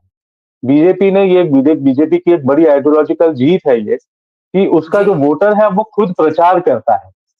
और दूसरा, कांग्रेस के साथ में जो सबसे बड़ा नुकसान है वो ये है कि कांग्रेस का जो वर्कर था, अब वो अपने आप को वोटर भी कांग्रेस का कहने में शर्माता है, संकोच करता है। तो ये एक कांग्रेस के, आपके पास में हो सकता है ऑर्गेनाइजेशन होगा, आपके पास में वर्कर्स होंगे, लेकिन वो वर्कर क्यों नहीं निकल रहे हैं, इसकी आप लोगों को चिंता करना चाहिए। ये आपने एक बहुत इंटरेस्टिंग बात की on organisation and the response of the worker. I want quick responses from Mr. Bhamla and Sandeep Ghosh, and then I want to go back to Pavan because he's been very harsh on harsh scathing critique of Rahul Gandhi, but also very interesting appraisal. Sandeep, do you want to take that of the three leaders? Pavan, Sachin Pilot, not too unhappy, would be vindicated. Shivraj Singh Chauhan would be vindicated. And what did you say about Vasundhara? I missed that, Pavan. I want Pavan to just repeat his point about Vasundhara. Can we unmute him, please? Can we unmute Pavan? I just said that Pavan, yeah. Vasundhara, who's a very dear friend and has been a competent chief minister, must have realized that her relevance to the leadership or the consequences of what she might perceive to be marginalization have not affected the results of the BJP on the ground. So, but the Pavan, the assumption in Rajasthan is if it's a slender win, she still gets to be chief minister. If it's a comfortable win, she's out in the cold. And I don't think she'll be out in the cold. Well, she won't be CM. At least you see, I won't call it redundancy, but the fact is that the High Command is fully in control of what happens in Rajasthan next. That's right. I think that's very perceptive on those three leaders. Sandeep, coming? Can't hear you. I'm so sorry. Sorry. I'm not differing with Pavan, but I'll just try to give a slightly, varied perspective. First of all, Sachin Pilot. I think Sachin Pilot will have reasons to be extremely unhappy. He could not, right now he is really caught in no man's land. His utility for BJP has been severely damaged, and therefore, because he is no longer valuable for him to, whereas Gehlot has given a reasonably good fight despite him. He remains the tallest leader of Congress in Rajasthan. And for a variety of reasons, including Rajasthan has been a cash cow for Congress, they will not be able to totally replace Gehlot in the. So Sachin Pilot is neither here nor there. Vasundhara Raje, my own reading is BJP struck some kind of an understanding. There was a visit by Amit Shah, after which they met, and she seemed to have been placated. And my sense is that placating is not with the promise of chief ministership. It is with the promise of something else. First of all, her son has been propped up, though he's not a chief minister candidate. Rising star there, and she there. And maybe they can accommodate her with some kind of other thing, whether a position in the center or something. So I think she is would be reconciled to the fact that, okay, now it's time for her to move on to another stage. This is my reading on these two people primarily. And I will take another position as far as Pavan is concerned. I personally believe the Congress, for good or for bad, can't do without the Gandhis. The Congress is this thing. Even if you see, for whatever it's worth, in the campaigning this time, it is Rahul Gandhi and Priyanka Gandhi who really raised some degree of excitement. And everybody around today, even if you give them the full power, they are not capable of really running the party on their own steam. None of them have really got a base. See, like Kamal Nath, even if he can't deliver Madhya Pradesh, what will he do? In Madhya Pradesh, who's his Betanoia? it is Digvijay Singh. So you've got so many such people, and the people who are really calling the shots today in Congress are people who I believe handles the communication department. People talking about Bharat Jodo. The U2 song, right? Can't live with or without you. I think it's the Congress situation with the Gandhi. I mean, not that anyone's saying we can't live with you. I know Matthew will take objection to that. But Bharat Jodo Yatra reminds us, somebody I spoke very senior in Congress, I don't want to name, in Madhya Pradesh, who reminded me of the Sarojini Naidu statement of how much it costs us to keep Bapu poor. And they said that तुम तो वही देखते हो कि जो media में report करते हैं, तुम्हें पता नहीं उसके ऊपर हमारा कितना खर्चा हो जाता है. So many people traveling, उसका देखभाल करो, उसको खाना पीना कराओ, और उसमें what is the benefit the state is receiving. So they are into a different mode. Okay. They have to reinvent themselves. I'm so sorry. I'm cutting you short. Karthik, very briefly. Aarti Jairat is with us. Sriram Kari is with us. Pavan Verma is still with us. So is Matthew Anthony, Nikhil Dave, Asif Bhavna. The numbers, we have called this election for the BJP in Madhya Pradesh and Rajasthan, the Congress in Telangana. What is happening with Chhattisgarh? Karthik, quickly. Chhattisgarh, Barkha, a quick and dirty analysis is Chhattisgarh BJP, going the BJP way. The only reason why I have been a little cagey about it is because we knew it would be a keenly contested fight and seats could flip here and there. It's not like a washout for the Congress either, right? It's currently 53 to 36. Yeah, exactly. Now you may call this is a washout, but if 5-6 seats flip here and there, things could change. But I think we are in a position where very soon we can call this for the BJP because these trends have held and they've held for a long time now. It's not that these trends have just emerged. So I think this is almost ready to be called in favor of the BJP. So the way it's looking, 5 seats of Telangana, others, how many of them are AIMM?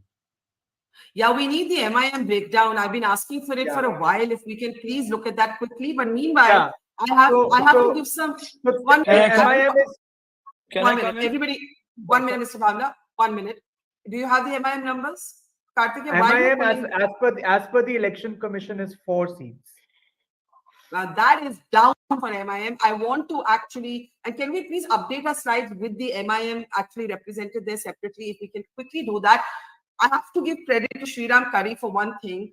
Last week on this program, he said, I am calling the election for Congress in Telangana. I don't know about all the other Panditri, Sriram, but congratulations are owed to you. And it's the only state that has good news today for the Congress. Sriram, what's happening there and what's happening with the MIM? There, we have the leads for the MIM. Very interesting. Sriram, unmute yourself before you speak. The MIM stranglehold in the Hyderabad region appears to have been broken by the Congress as well. Go ahead, Sriram. Barkha, the only reason I correctly called the state of Telangana for you is because despite knowing that I am from Chhattisgarh and MP, you did not ask me for my predictions on those 2 states. What do you Otherwise, mean? You're being sarcastic. You're being sarcastic. No. 17 of my classmates, seniors or juniors are fighting for Congress or BJP in MP. 7 candidates in Chhattisgarh across 2 parties. I was born in Chhattisgarh, which was then MP. I studied in MP. My own classmates. Oh my God. I didn't know that. Nobody asked because I'm based in Hyderabad. I'm a poor colonial cousin now.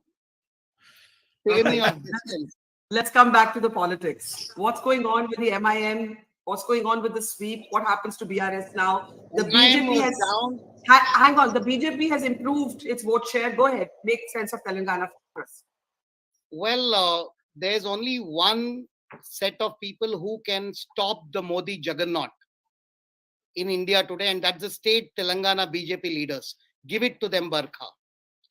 That they have defied the Modi wave, the possibility of the resurgence of BJP. If anybody can stop Mr. Narendra Modi and Mr. Amit Shah, it's the Telangana state BJP leadership. Everybody in the country should acknowledge that. Having said that, the MIM is down to 3. Nampalli and Malakpet are going to Congress, and MIM swinging rapidly round on round. And 2 seats, Karwan and which is the 4th one? Yakutpura and Karwan are going to BJP. So half the Lok Sabha 4 out of 7 seats, MIM is fighting for the first time in 30 years with a possibility of defeat looming large. This is the beer hug of KCR that brought MIM down. The perception that KCR was with BJP and Modi, the perception that MIM was also with Modi and Mr. Amit Shah, and that together all of them are huddled together, is KCR was coming third in Kamareddy, behind Revant Reddy of Congress and the BJP candidate Venkat Reddy in Karimnagar. Yeah. KCR was also trailing in his core constituency of Gajwel, though is now back to leading. Revant is winning both seats. So what we are witnessing is something extraordinary, but not at all surprising. Okay, there's a lot to unpack here. I do want to actually say bye to guests who've been with us and welcome our new guests in. Mr. Bhavna, quick comment before we say goodbye to you. Quick comment before we say thank you to you, Mr. Bhavna. Before we conclude, all I would like to say is that irrespective which way the state assembly contest, of course, we'll know in a few moments from now. Today, one thing is clear, that the economic growth momentum that was created by the Honorable PM during his second term, the narrative, the vision, towards a developed India by 2047 have seen no political counter. Let me tell you that there has been no political opponents or no opposition to his plan, to his roadmap, and to his role modelship. So beyond regressive ideas, to just create, to create a consensus and a list of freebies, there is nothing much the opposition has been able to offer to the ruling arrangement. And we are not very happy about it, because we also want a strong opposition. But we see that they're not able to counter by giving anything by bringing anything to the table, just making conscious by just providing. I have to welcome my other guests. I'm going to say thank you to you now. If 30 seconds are want to be made by Sandeep and Barkha, I would like to make a statement before I leave. Yes, please, Matthew. Okay, I just want to make a statement that Congress party is proud to have Gandhi's family with us. We have no shame at all, irrespective of however the propaganda is to beat a family down, because the sacrifices made by the family and the popularity of the family with the country's people is very significant. And then we have fought a good battle. We had our promises good. We had a good campaign. We will accept the results, but that doesn't mean that we are in a bad position. We are in a wrong organization or anything of that sort. We are here to serve the people of this country, and we are very clear about it. Thank you, and thank Matthew, you, Barkha, for taking me here. Thank you, Matthew. Take care. Sandeep, last thoughts before we let you go, and then we move on. Before signing off, to tell Karthik, you can call the Telangana elections, but don't as yet call who will form the government. That's it. Really? You still think that's an open question, Sandeep? Looking at the numbers in Telangana? Can I just go back? Can I go back? Hang on. Sriram is fighting vociferously. Sriram, you want to come in? Actually, hold that thought. I want Pavan, before we lose Pavan, we've got a new hour starting. I want to welcome our new guest, Nishchay Bajpai. Sandeep, feel free to stay on if you have a few minutes. Nishchay Bajpai of the BJP. Namaskar, sir. आपकी ये जो आंकड़े हैं, मैं छत्तीसगढ़ के बारे में 2 minute के बाद बात करना चाहूंगी. आप हमारे साथ बने रहिए. Pavan and Aarti, I want big pictures from you. Pavan just said that the Congress is in the stranglehold of inept leadership. He also said, okay, Sandeep, thank you. He also said, Aarti, that 3 leaders, he said Vasundhara has realized that sidelining her didn't make a difference to the BJP. Shivraj is vindicated. Sachin is not unhappy. Do you want to add to that perspective? And very strong words he made about the Congress leadership. Aarti? See, Barkha, if we compare the way the BJP approached these elections and the way the Congress approached these elections, the Congress took the Karnataka template and decided to use that in all the states, except Telangana, where it actually promoted a new leader, a new face, Revant Reddy.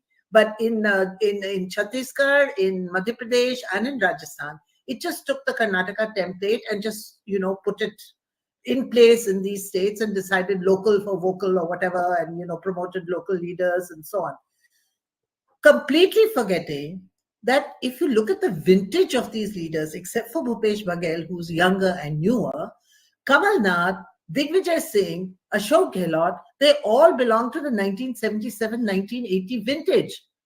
Barkha, they are, leaders who are probably past their expiry date. They're all in their 70s, nothing new to offer, nothing new to say. They ran tired campaigns, offering sops, as if you can just buy voters with, by throwing rarity at them. It doesn't work like that. The BJP, on the other hand, is so agile. Although the BJP has in the past promoted local faces and projected state leaderships as CM aspirants, this time they decided to go with collective leadership. They decided to bring in leaders from the center, put them back in the state, and they relied on brand Modi. Modi was the face of the campaign. He led the charge. He led from the front. Look at the number of rallies he addressed in Madhya Pradesh. He has never addressed so many rallies in the state election, except maybe UP, because UP is the largest state. So, they just changed their strategy. You see, they think on their feet. The Congress, unfortunately, lacks that ability to, do fresh thinking, to come up with new strategies. One thing works somewhere, they use the same strategy somewhere else, and they've paid for it. So, I think really hats off to the BJP for being able to pull this off. This is entirely, whatever you may say about Ladli Behna and all, I'm sure it contributed.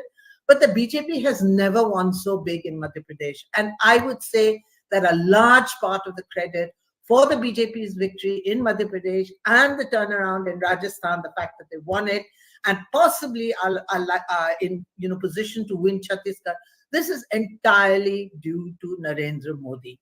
So he is now the man in charge. He has also established his dominance in North India. I would hesitate to talk about a North-South divide at this point of time. But, what he tried in Karnataka did not work in Karnataka, but it worked really well in North India. So, clearly Modi is very much. And I want to say to Pavan, just a question to Pavan, Shruti Kapila, who's professor at Cambridge University, welcome to the program. Manu Sharma is back with us. Nishchay ji, मैं आपके पास 2 minute में आ रही हूँ. Pavan, picking up on what Aarti said, Pandits got it wrong.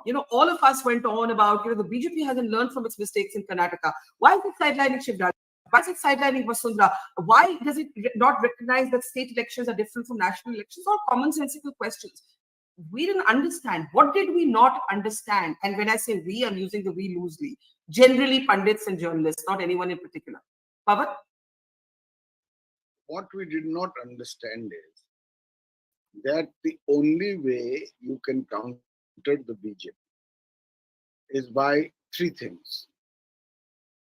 First of all, a new grassroots leader. Secondly, a new face. And thirdly, organizational rigor. If you don't have these, I'm sorry, very sorry. Fourthly, a new and alternative comprehensible vision with the ability to carry it out to the masses. If you don't have these 4, but where is this face? Where is this face? Can you pick a face instead of the face that you have? You've said Rahul Gandhi is inept. No. Who is the face? No, I said broadly that the Congress is lacking organization and it has inept leadership because there is no organizational feedback. So therefore, I feel that among the faces that we see today, we have strong and competent leaders at the regional level. But there is no pan-Indian leader who has all of these 4 qualities with a pan-Indian footprint. So long as that is there, the BJP with its electoral machine, with the face, with the narrative, and an ideology is not defeatable. Okay, Pavan, stay as long as you can. Thank you for those insights. Are you finally calling Chhattisgarh? Because मुझे निश्चय जी से बात करनी है जो BJP के नेता हैं छत्तीसगढ़ से. Please मुझे छत्तीसगढ़ के बारे में बता दीजिए. Chhattisgarh can be called to for the BJP, Barkha, but can I just make a point? I think we have to take things into a little perspective. When you are saying your question per se, uh, when you say that this was the Prime Minister's election, what did we see not coming? They have won. You know, I would say that there are two different kinds of victories here. Rajasthan and MP are not the same kinds of victories. The Rajasthan victory, which is largely a product of the Prime Minister and the BJP symbol, is not as convincing. Again, I will just harp on that. If the BJP had put in a state leader with credibility, with a past track record, probably this number would have been 130, 140. But can I ask you something? Can I ask you Madhya something? Pradesh, Are we now saying that the BJP has taken 3 of the 4 states? Are we now formally calling it? We are calling it, but I'm making an additional point. Which I got your point. I got your point, Yeah. and I want Pavan and Yeah. Aarti to respond to it. That no two states are alike. लेकिन निश्चय जी, नमस्कार, और आंकड़ों के मुताबिक BJP की lead 53 में, कांग्रेस के 35 में, ये कैसे हुआ? बहुत लोगों ने कहा था कि भाई बघेल साहब की ही विक्ट्री है, रमन सिंह को भी मुख्यमंत्री कैंडिडेट को कभी डिक्लेयर नहीं किया. इन आंकड़ों को आप किस तरह से देखते हैं, निश्चय जी? देखिए, हमारे यहाँ जो भूपेश बघेल जी की सरकार रही है, वो विज्ञापन की सरकार रही है, और विज्ञापन के माध्यम से उन्होंने एक ऐसा दृश्य बनाने का प्रयास किया कि वो बहुत लोकप्रिय हैं और बहुत लोकहितकारी काम कर रहे हैं, जबकि वस्तुतः वो केवल हर क्षेत्र में घोटाले कर रहे थे। ये सच्चाई जिसको यहाँ की जनता जानती थी। उसके साथ-साथ इन्होंने यहाँ के जनता के साथ, सभी वर्गों के साथ जो वादे किए, उससे वादा खिलाफी भी की। और सबसे बड़ी बात यह है कि महिलाओं के साथ जिस तरह की शराबबंदी का वादा किया था, लेकिन शराब की अवैध बिक्री को इतना बढ़ाया कि हर घर उससे प्रभावित हुआ, और महिला समूहों को काम छीनने से लेकर के उनके रोजगार छीनने से लेकर ग्रामीण स्थिति बहुत खराब रही। महिलाओं के बीच में बहुत आक्रोश था। ऐसे ही युवाओं के साथ में इन्होंने जो है जिस तरीके से पीएससी के पद अपने परिवारों में बांटे और अपने बेचने का काम किया, उसके साथ-साथ जितने माफिया और अपराधी हैं उनको बढ़ाने का काम किया। इसको लेकर के जनता के बीच में बहुत आक्रोश था, और ये परिणाम पहले से ही बड़ा सुस्पष्ट था हम लोगों के बीच में, मगर विज्ञापनों की चकाचौंध में और आतिशबाजी में संभवतः ये दूसरे लोगों को नहीं सुनाई दे रहा था। वो परिणाम के रूप में अभी सामने आ रहा है। मैं आपसे पूछना चाहूंगी कि अगर मतलब बीजेपी की सरकार तो बनते हुए दिख रही है, मुख्यमंत्री कौन बनेगी?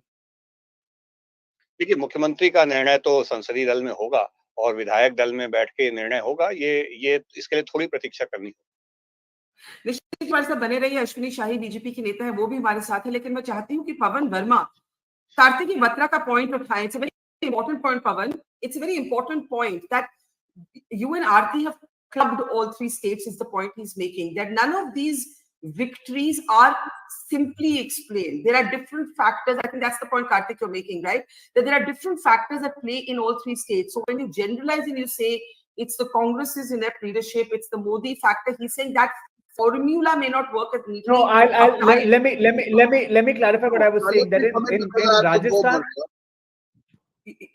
Sorry, Pavan, last comment. You can go after that. Karthik, quickly. I was saying in Rajasthan, Vasundhara Raje was kept on the back burner until the end. But in Madhya Pradesh, Mr. Chauhan was brought into the campaign as its face in the last few stages. But not formally, but not officially. But not officially. No, but he was the one leading the campaign. Everybody saw him because he took charge. If you look at the last 2 lists also of the Madhya Pradesh. Okay, let Pavan quickly respond. Pavan quickly respond because the others are waiting to speak. Yeah, go ahead, Pavan. Yes, that's my last comment, Barkha. I have to go for another time. Sure. Quickly. You see, each state is different, but the difference I think is that Telangana was different to Rajasthan and Madhya Pradesh. Now, why do I say that? In Rajasthan and Madhya Pradesh, to be honest, it is the failing of the Congress party, and I must continue to repeat like a stuck record. There is no substitution for ground level organizational rigor. You cannot win battles on slogans, on leaders, on promises, on projection. You have to have that cadre in an organized basis. How in the country, ask the Congress party, how many block development officers posts are, party posts are lying vacant? for months, if not years. So that has never happened. You may have elections, but you know that the body is packed and that a person who has the temerity to stand is ostracized. So let's not be, the party needs a revamp. The Telangana, the Congress has won, and I give it credit for it, but it is largely a default victory because there was fatigue for 10 years of KCR, although he did a lot for the state. And by now, there was a mood for change. I always said that either Congress will come to a comfortable majority or the BRS will scrape through. If there is a mood for change, it's a comfortable majority. And that is what has happened in Telangana. Okay, Pavan, we let you go. You've given us a lot of food for thought, a lot of provocative appraisals. You never disappoint on that. I know Sriram will have things to say about what you said about Telangana. I need the slides to change. Let's open up. S.V. Ramani of the Congress. Pavan, thank you. S.V. Ramani of the Congress. Ashwini Shai of the BJP. Dr. Shruti Kapila. Let's get first comments. Manu is back with us. S.V. Ramani, disappointed? The BJP's taken 3 or 4 states. We're calling it now. We were waiting for Chhattisgarh, but it looks pretty much certain that the BJP is going to form the government unless there's some last moment sort of surprise that we can't anticipate. Telangana is yours. It's a big win, but you have been wiped out, so to speak, in the Hindi-speaking heartland. Mr. Ramani, your thoughts? Disappointing to some extent because even I have a lot of respect for Pavan, but I still believe that the elections were fought by us in a very competitive manner in all the 3 states. And as far as organization is concerned, in Rajasthan, Madhya Pradesh, and Chhattisgarh, we have had a wonderful organization, even at the grassroots level. So I don't think that that's the reason for our defeat or would-be defeat there. But it is really surprising because in Rajasthan, we have done the government of Ashok Gehlot was very much acclaimed as one of the people's government. Some of the policies which they have brought, some of the schemes which he has brought in, and also some of the guarantees which we have projected at the time of elections, they were well received by the people. And also, people may say that there was a misunderstanding between him and Mr. Sachin Pilot, but that was a thing in the past because last 1 year, they have worked very well together, they have gelled very well together, and the entire team worked together. So it is a surprise for us that we lost Rajasthan. Similarly, in Chhattisgarh, some of the schemes of the chief minister have reached even to the downtrodden, almost 100% of the people. The schemes have reached. The farmers have benefited. The poor people have benefited. The women have benefited. There was a overall. But do you see a north-south? Do you see a consensus? Okay, sorry, I'm saying there are many questions for you, including whether there's a north-south divide in Indian politics. But Karthik, 30 seconds to you before we let you go and enjoy the rest of your birthday. Manu Sharma is here to take us through the remaining numbers. Karthik, quick last word. And Sriram, I'm coming to everybody one by one. Quickly, Karthik. I think this is a victory. The BJP has swept the Hindi heartland, but I don't think we can discount the local leadership factor. Organization, definitely the BJP is ahead. We have no doubts about it. But I will stick my neck out that the BJP has done well state after state elections where the central leadership's charisma has been complemented by the credibility of a strong state leadership. And that's where you see the difference in Madhya Pradesh. But how does that apply? How does that apply in these states where no chief ministerial candidate was declared? That's exactly the point I'm trying to drive home for the last couple of hours, Barkha, that let's put things into perspective. The Rajasthan victory is a victory. The Madhya Pradesh victory is a sweep. There is a difference, and the difference is caused by the fact that the Rajasthan narrative and the campaign were very scattered. The Rajasthan campaign was fought against a government which essentially did not work for the first 3-4 years. But in the last 1 year, it gained enough ground to give the BJP a tough fight. But look at Madhya Pradesh, where you had such strong anti-incumbency, and in the last 3-4 months, a chief minister swings it around with 157 seats out of 230. So I'm saying that local leadership's role, whether the BJP or the Congress, cannot be discounted. But the Congress's victory in Telangana should give its hope. Its fight in Rajasthan should give its hope. Man of the match for me today is Shivraj Singh Chauhan. I think we all agree. I think we probably all agree on that. And Revant Reddy would possibly, for Congress supporters, come up close second. And even objectively, I think those are the two big heroes of Today, Shriram on his phone, so let me get Ashwini Shahi and Dr. Kapila in. Ashwini ji, एक BJP प्रवक्ता होने के नाते बड़ी जीत है BJP के लिए, खास करके नॉर्थ इंडिया में।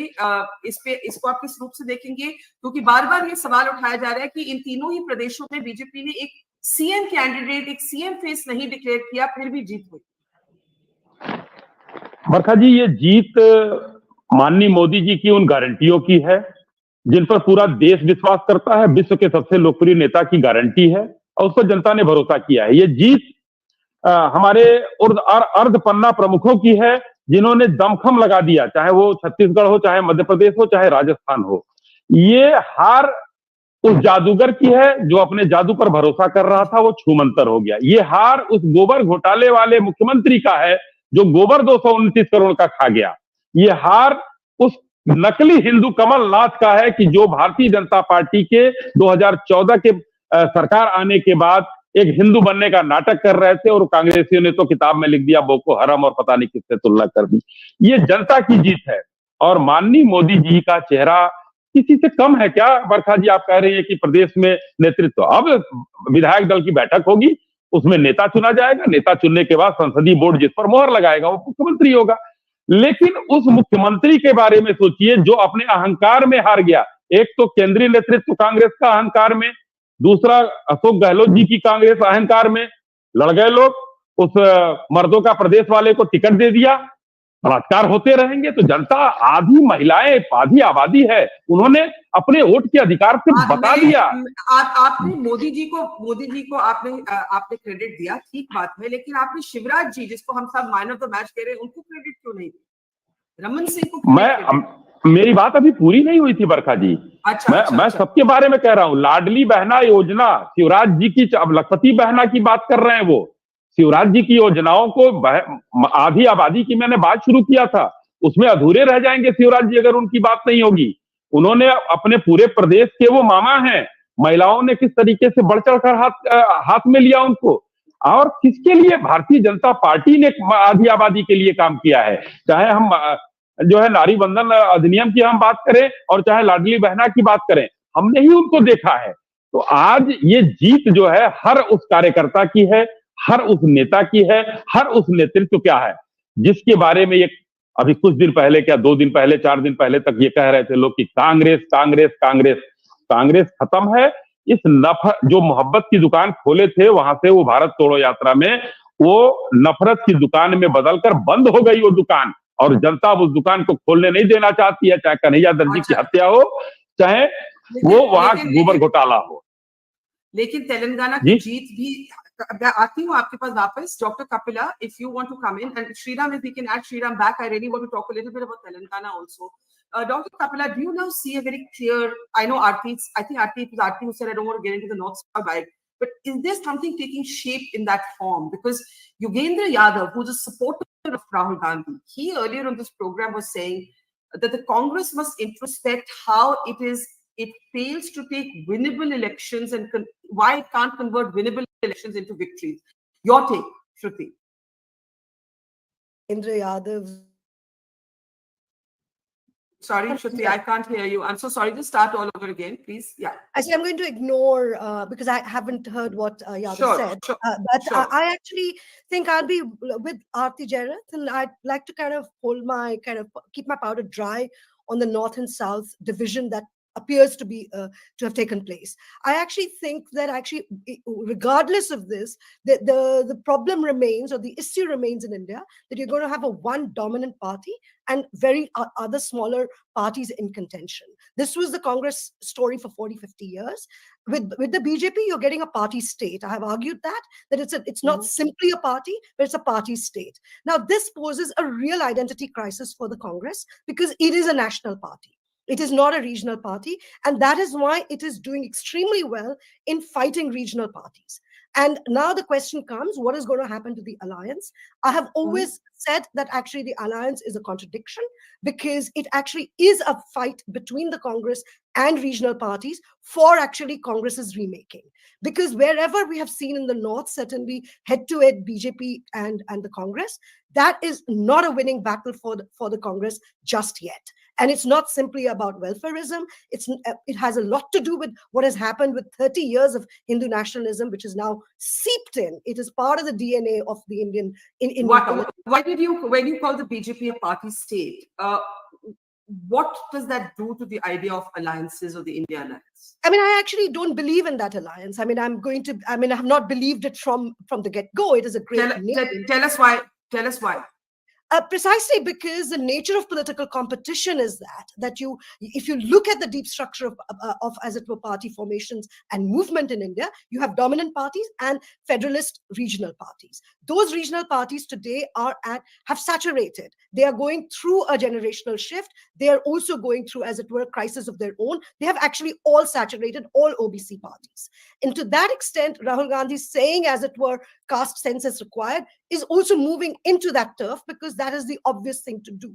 Now, that actually poses a problem, because your alliance is really the Congress plus these smaller parties, when you're actually in real competition with them. And for the Congress, it actually succeeds against the smaller parties. So what is it going to do now in Uttar Pradesh? Is it actually going to take on the SP over the long term? Or is it going to be in an alliance? Same with RJD, same with other places. But I actually do think that India it's not a north-south divide, because in the south too, as I said, there are other smaller parties, the DMK, the CPM. So it's not going to be easy for the Congress to actually prevail there in 2024 either. What's interesting, Shruti, is even as you say this, the Congress has called for an India alliance meeting, in the next couple of days.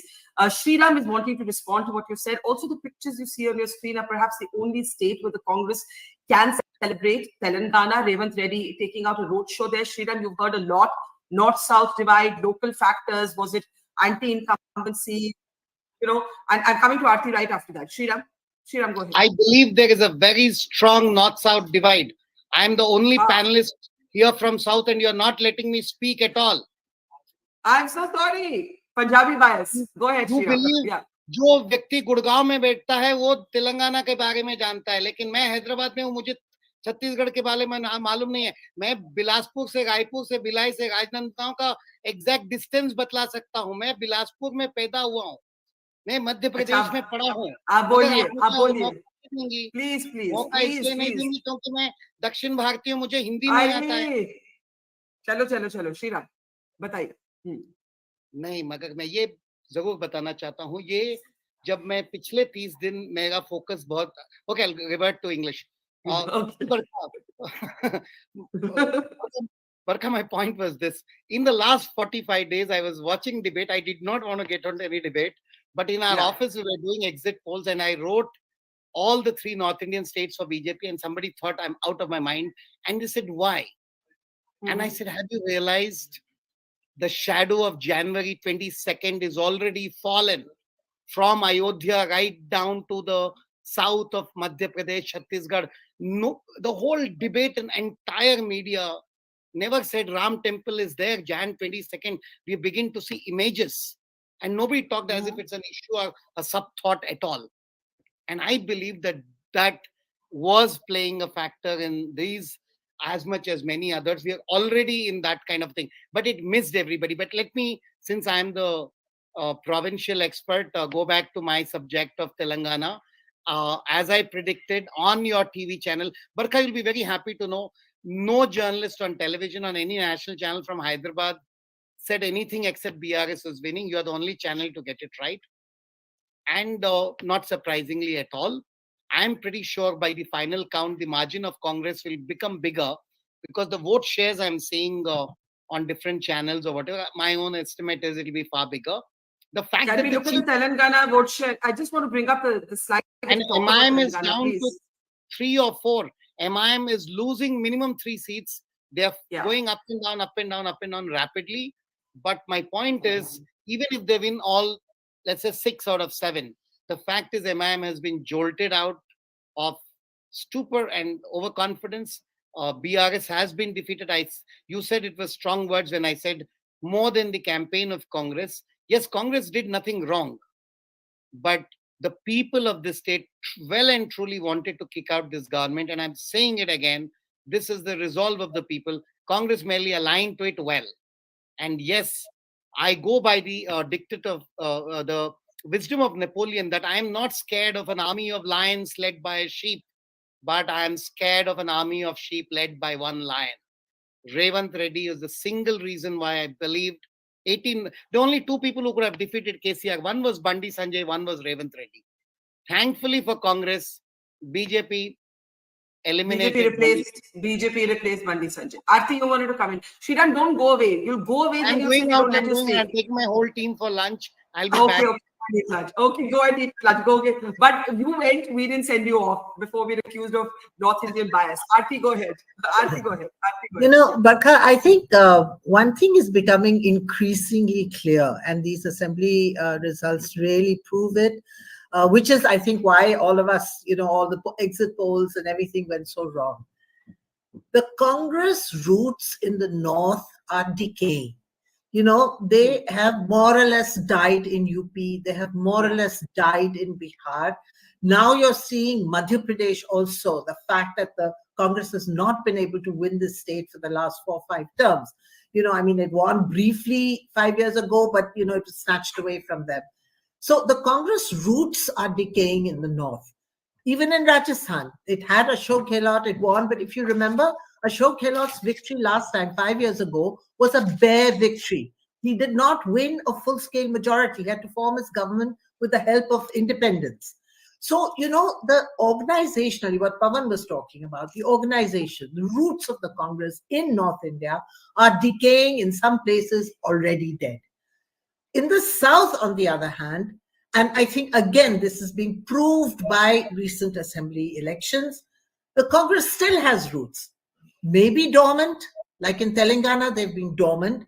But if the people decide that they want to kick out an incumbent government because they are fed up, the default option becomes a Congress, because a Congress is still there. The BJP has not been able to shed its image of a North Indian party, you know, and I think the South is still not ready to accept the BJP. And that is why the Congress still survives there. I just wanted to ask you how we understand Chhattisgarh, where the chief minister was widely perceived to be a kind of effective incumbent, an efficient, effective. So again, you know, this is where we talk about the organization, you know, the election management. You know, the BJP has been working, and, you know, the BJP is very lucky that it has in the RSS backroom, you know, kind of a backroom boy or a backroom organization that is continuously working for them, you know, amongst the tribals, amongst the scheduled castes, you know, amongst Hindus. It is continuously working. I think they got a jolt last time when they lost all these 3 states, and they have been working. You know that they've been doing a sustained outreach amongst tribals. They have managed to create a polarization between the, you know, Christian Adivasis and the non-Christian Adivasis, which has worked to their advantage. You saw in Bastar this time, the, you know, BJP has actually gained a number of seats, you know, which I think is, you know, given them that boost in Chhattisgarh. And also in Madhya Pradesh. So, you know, the fact is that the Congress, you know, the Congress depends on a Hava. Hava came their way in Telangana, they sat on it and they rode it. You know, in the north, you know, the Hava, there is no Hava for the Congress, because where is the Congress in the north? Do we see it? It's not even alive. Okay, and, let me you know, Ashok Gehlot thought that his welfare schemes would, you know, get him votes. But, you know, I think one thing, and this is the great thing for Indian democracy, because this was supposed to be a fight of welfare schemes versus welfare schemes, right? People did not this time. I don't think welfare schemes influenced their decisions. They went for something more than welfare schemes. And yes, I think the Hindutva narrative of the BJPs has taken root in the north, and it is only going to grow stronger as the parliamentary polls. And yet, what Ashwini Shahi called the Nakli Hindu, where leaders, Manu, you can back this up. Karthik was making the point that the Congress's strike rate in Rajasthan has been better than the Congress's strike rate in Madhya Pradesh. So where Kamal Nath was, seen to be this very astute Sharad Pawar-esque, practicing Hindu, he even Rajiv Gandhi was the first one to unlock, Ayodhya. Actually, the strike rate has been much worse. This sort of soft Hindutva, imitative Hindutva has not worked for the Congress, seemingly. Manu Sharma? I have a slightly different take here. If it were not for Kamal Nath, Congress would have fared even worse in Madhya Pradesh.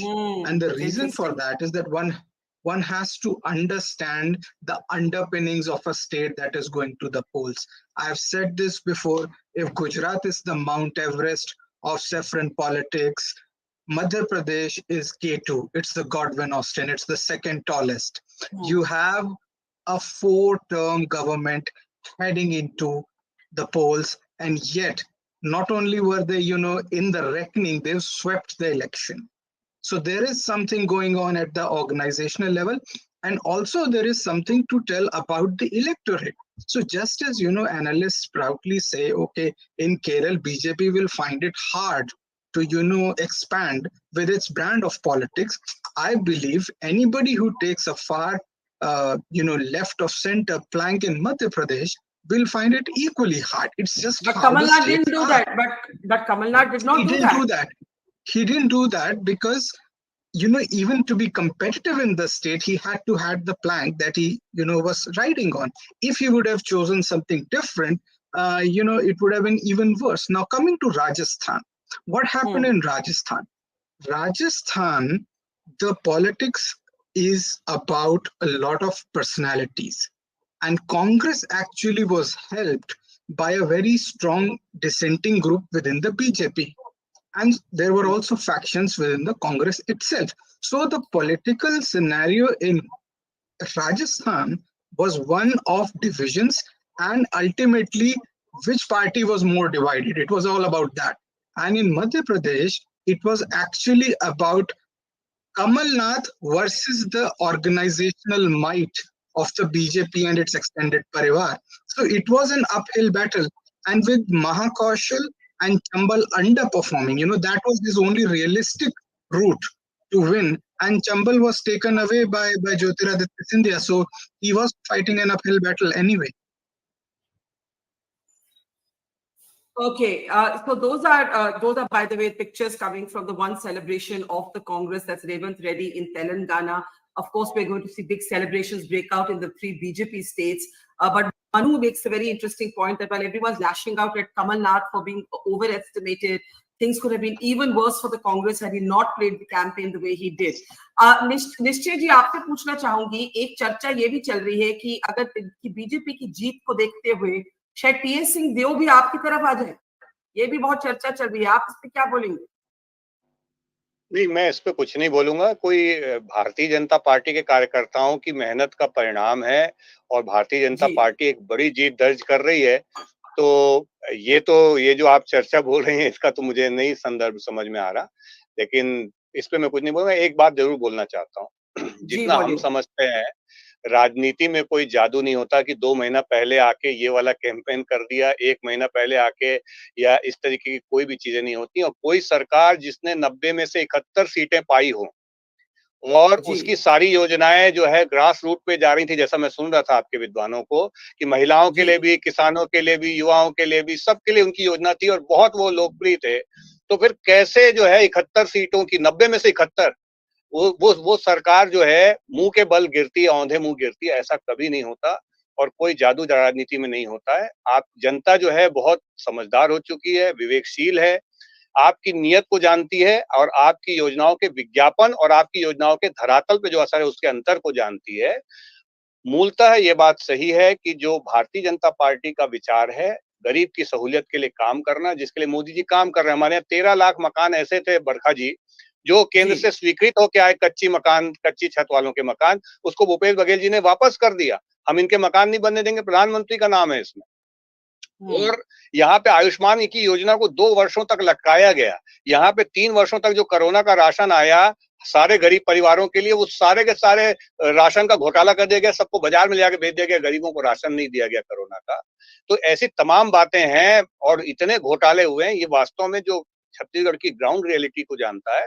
जनता 3 साल पहले भी उनकी मानसिकता वैसी हो चुकी थी और 6 महीने बाद ही, मतलब 2018 के विधानसभा चुनाव के बाद 6 महीने बाद जब लोकसभा का चुनाव हुआ था तो एक तरफा हराने का काम कांग्रेस को किया था और वही परिणाम अभी विधानसभा में आया है। इसको थोड़ा सा मुझे ऐसा लगता है, आपने एक बहुत इंपॉर्टेंट बात कही कि जादू नहीं होता चुनाव में, जादू नहीं होता, ये बहुत जरूरी बात है। लेकिन अगर आपको एक फैक्टर आइडेंटिफाई करना पड़े, जैसे एक बड़ा मुद्दा, तो छत्तीसगढ़ में वो क्या था? क्योंकि भूपेश बघेल माने जाते थे कि भाई पॉपुलर है, ऐसे नैरेटिव तो था उनका, तो क्या वो एक मुद्दा था? देखिए वही कह रहा हूँ ना, एक किस्सा गोई नैरेटिव वाली जो बात है और ग्राउंड रियलिटी 2 अलग-अलग चीजें हो सकती हैं। एक फैक्टर नहीं है, महिलाओं के अलग इश्यूज थे, महिलाओं को जो परेशानियां थी वो अलग थी, युवाओं की परेशानियां अलग थी, किसानों का हमारे छत्तीसगढ़ में पहली बार रकबा काटा गया था, ऐसा कभी नहीं हुआ, बारदाने की और खाद की कालाबाजारी नहीं। और हमारे यहाँ तो वो धुर्रा मिट्टी वाला, जिसको ये वर्मी कंपोस्ट बोल के बहुत विज्ञापन करते थे, वो वास्तव में धूल मिट्टी मिला हुआ गोबर 10-10 रुपए किलो में जबरदस्ती किसानों को बेचा जाता था। किसान जो है, छोटे किसान बहुत त्रस्त थे इस सरकार से। और भारतीय जनता पार्टी के जो काम को देखा 15 सालों में, जहां पे पूरे छत्तीसगढ़ को निर्माण करने का काम अटल जी ने किया था, तो उसको धरातल पे उसकी इमारत बनाने का काम रमन सरकार ने किया था, उसको भी देखा जनता ने और उसको पुनः याद किया। और आपने बहुत इंटरेस्टिंग पर्सपेक्टिव दिया है, how organisation, local issues and sort of brand Modi probably intersect even at the state level. I just want to take final comments now. हमारे पास 10-15 मिनट है। अश्विनी जी, इस पे अगर आप कुछ जोड़ना चाहे, then Professor Ramani, then Dr. Kapila. Ashwini ji, कुछ जोड़ना चाहेंगे आप? देखिए, वहां के धरातल की बात अभी हमारे नेता ने किया, लेकिन उसमें देखिए 2-4 बातें और ऐड किया जाएगा। जैसे वहां की जनता के साथ जो छल किया गया, अपने नेताओं के साथ छल किया गया, टी.एस. सिंहदेव साहब के साथ छल किया गया 2.5 साल वाला, वो जनता का क्या होगा जो आदमी अपना नहीं हो सकता है। ये जनता बहुत होशियार है, आप लोगों के माध्यम से, सोशल मीडिया के माध्यम से जागरूक जनता है और आज बताया है, तीनों प्रदेश में बताया है। कांग्रेस का मध्य प्रदेश में देखिए जिस तरीके से शिवराज जी की लाडली बहना, लाडली लक्ष्मी और अब लखपति वाली जो योजनाएं हैं, इन योजनाओं ने बहुत काम किया। भूपेश बघेल साहब अपनी हार उसी दिन स्वीकार कर चुके थे जिस दिन पहले फेज का चुनाव बस्तर में हुआ, क्योंकि उनका घोषणा पत्र जारी होने के बाद वो महिलाओं के लिए फिर दूसरी घोषणाएं लेकर आते हैं। तो वो पहले फेज में वो जान चुके थे कि हम चुनाव हार रहे हैं, हमने कुछ किया नहीं है, अब समय आ गया। लेकिन वहां की जनता उनसे तेज निकली, उन्होंने कहा कि तुम लालच में नहीं फंसेंगे, हम आपको वोट के माध्यम से अपना परिणाम बताएंगे, इसलिए किनारे किया गया। वही तीनों प्रदेश में वही हुआ। और आपने पिछली बार तेलंगाना का पूछा था, मैं एक बात कहूंगा, तेलंगाना में भारतीय जनता पार्टी गेन कर रही है। भारतीय जनता पार्टी ने कभी नहीं कहा कि हम सरकार बनाने के लिए लड़ रहे हैं। वहां 13% वोट हमारा 18 में था, लगभग 13-14% वोट आप दिखा रही हैं। 20% वोट हमारा 19 में हो गया था। तो वोट हमारा कम नहीं हो रहा है, वोट हमारा बढ़ रहा है। एक सीट से अगर हम 9-10 सीटों की तरफ जा रहे हैं तो सोचिए कि परसेंटेज में कितना ग्रोथ है। और दक्षिण के राज्यों में भारतीय जनता पार्टी एक मजबूत कदम के रूप में वोट परसेंटेज बढ़ाते हुए एंटर कर रही है। Professor Ramani, I want to ask you, these were 3 states that the Congress won in 2018 and still lost in the Lok Sabha. Now you are in a situation where you have lost them in the assembly, making it even more difficult for the Lok Sabha. Where do you go back to the drawing board? I don't take away the significance of the Telangana victory, but these 3 states, to lose them. Rajasthan, chalo, you can argue that's the historical trend, but the other 2. Barkha, you will have to look at a very important factor here. You will know that till the first week of October, the face of Mr. Modi was the guiding factor in both Madhya Pradesh and Rajasthan elections. Then suddenly, if you remember, a survey was brought out, which clearly said that Congress is winning both Madhya Pradesh and Rajasthan. And we suddenly find that the Modi's face goes back and the regional leaders' face come up. So the fact is that, Modi himself did not believe that his face is going to win the elections in Rajasthan and Madhya Pradesh. So he brought Mr. Chavan and Vasundhara Raje ji into the picture there. So the two elections, I'm looking at it differently. In 2018, if you look at it the other way, we won the elections and then BJP won in the Lok Sabha. Maybe the same thing could happen now because the 10 years of Modi's phase has been rejected and only it was Chavan and as well as Vasundhara Raje who was able to win the elections in the end. Second thing. No, we don't know. We don't know that, sir. We don't know that. I have to disagree with you there. I don't. Just give me a minute, Barkha. So some of the people who have been talking here about the India alliance, and they say that they don't believe in the India alliance.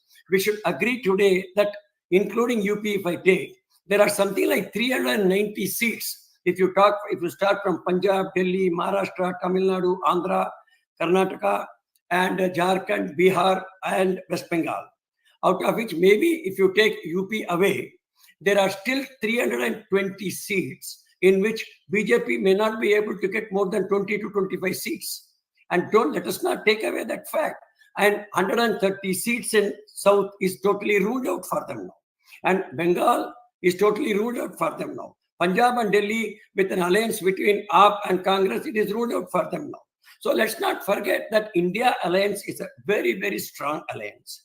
And the most important thing is the common factor in all the states is Congress. There is no contradiction between. Okay, I have to interject you because I don't agree with you that in the end it was Shivraj Singh Chauhan and Vasundhara Raje who won Rajasthan and Madhya Pradesh. Yes, Shivraj was the man of the match. Agreed, but as Pavan Verma was saying earlier, and maybe Aarti will add to that, Vasundhara Raje's marginalization had no impact on the election. And we're seeing images now come in of the proverbial, the laddu that always comes out in these moments, the Madhya Pradesh BJP leaders banding together to celebrate their victory. Shruti, I'm going to hand it over to you for just a couple of minutes to take us through your very differing perspective. You don't actually believe in the North-South divide. You don't actually believe in the India alliance. So where do you see the shape of politics between now and 2024? Let me just give it to you, to Shruti, for a couple of minutes. I think I'll just repeat the same thing. Actually, it'd be very difficult for the Congress because actually what you have to give it to the Congress that it actually put up a spirited campaign. It just didn't hand over the victory to the BJP. This was an absolute, like a real campaign by all its leadership. It also played on the formula of Karnataka, where it left kind of state leadership to do stuff. So it hasn't quite worked out. I mean, Telangana is a different story, but it hasn't really worked out. So they're going to have to go back to the drawing board. What is their identity? Are they going to really actually, especially with what has happened with Owaisi, given that actually the Muslim minority vote is beginning to go back to them as opposed to the local regional party, what is their strategy going to be in, as I said, a place like Uttar Pradesh, where murmurs are saying the same, that actually people are, Muslims are willing to move towards the Congress back. So I think it's really difficult for the Congress. I think the story really now is, as I said, a party state emerging in India with obviously issues in southern India, which is a kind of different kind of frontier and different kind of politics. But I think the alliance, from my point of view, I think the alliance looks weaker today for all the kind of, putting together of numbers where the BJP will not prevail or will find it difficult in the South. I actually think that, the BJP is going to be feeling quite confident. It's the alliance which is now going to feel quite under pressure, under friction. And above all, what is actually the Congress going to do? Is it actually going to project itself as a national party, or is it going to start sort of thinking about, just again, the make and break, the kind of, putting together people in different states. So I think that's the story. I think it's a tough day for India's opposition, calling Telangana notwithstanding. And I think the regional parties too will now ask for their extra sort of status within the India alliance. They've been pretty much on the back burner in the last 3 months. And those negotiations will tell us what happens. I mean, it just means that does the Congress just become now another regional player? And so how does it kind of create a new national narrative, which is above and beyond the Hindu nationalist narrative or the love and hate narrative, because populism in terms of welfare has been common to both. आज अभी जो रुझान आ रहे हैं उससे Bharatiya Janata party दोनों प्रदेश में, राजस्थान में और मध्य प्रदेश में प्रचंड बहुमत से जीत रही है और इसके लिए पूरा जो है श्रेय जाता है हमारे लीडरशिप के साथ साथ, हमारे जो कार्यकर्ताओं के साथ साथ जो वहाँ की जनता है जिसने आशीर्वाद दिया, उनको धन्यवाद करना चाहते हैं कि जनता के आशीर्वाद से आज भारतीय जनता पार्टी फिर एक बार प्रचंड बहुमत से जीत रही है। नहीं, कोई उलट पलट नहीं चल रहा। भारतीय जनता पार्टी छत्तीसगढ़ में जीत रही है, अभी भी रुझान में आगे बढ़ी हुई है और मुझे पूरा उम्मीद है कि 50 से 51 सीटें भारतीय जनता पार्टी लेकर आएगी और वहाँ जिस तरह से हमारी स्ट्रेटेजी थी वो काम होती हुई दिख रही है और भारतीय जनता पार्टी वहाँ भी सरकार बनाएगी। ये सवाल जो है अभी इसका कोई रेलेवेंस नहीं है, पार्टी की लीडरशिप डिसाइड करती है। हम और आप इसके बारे में चिंता नहीं करते, पार्टी की लीडरशिप डिसाइड करती है और वही इसकी घोषणा करती है। धन्यवाद। I think Barkha's not here, Aarti. I mean, why don't you say something, Aarti? I'd love to hear your comments because I kind of agree with about the north-south divide. Yeah, no, so, Shruti, I have a little bit of difference of opinion with you as far as the India Alliance is concerned. Okay.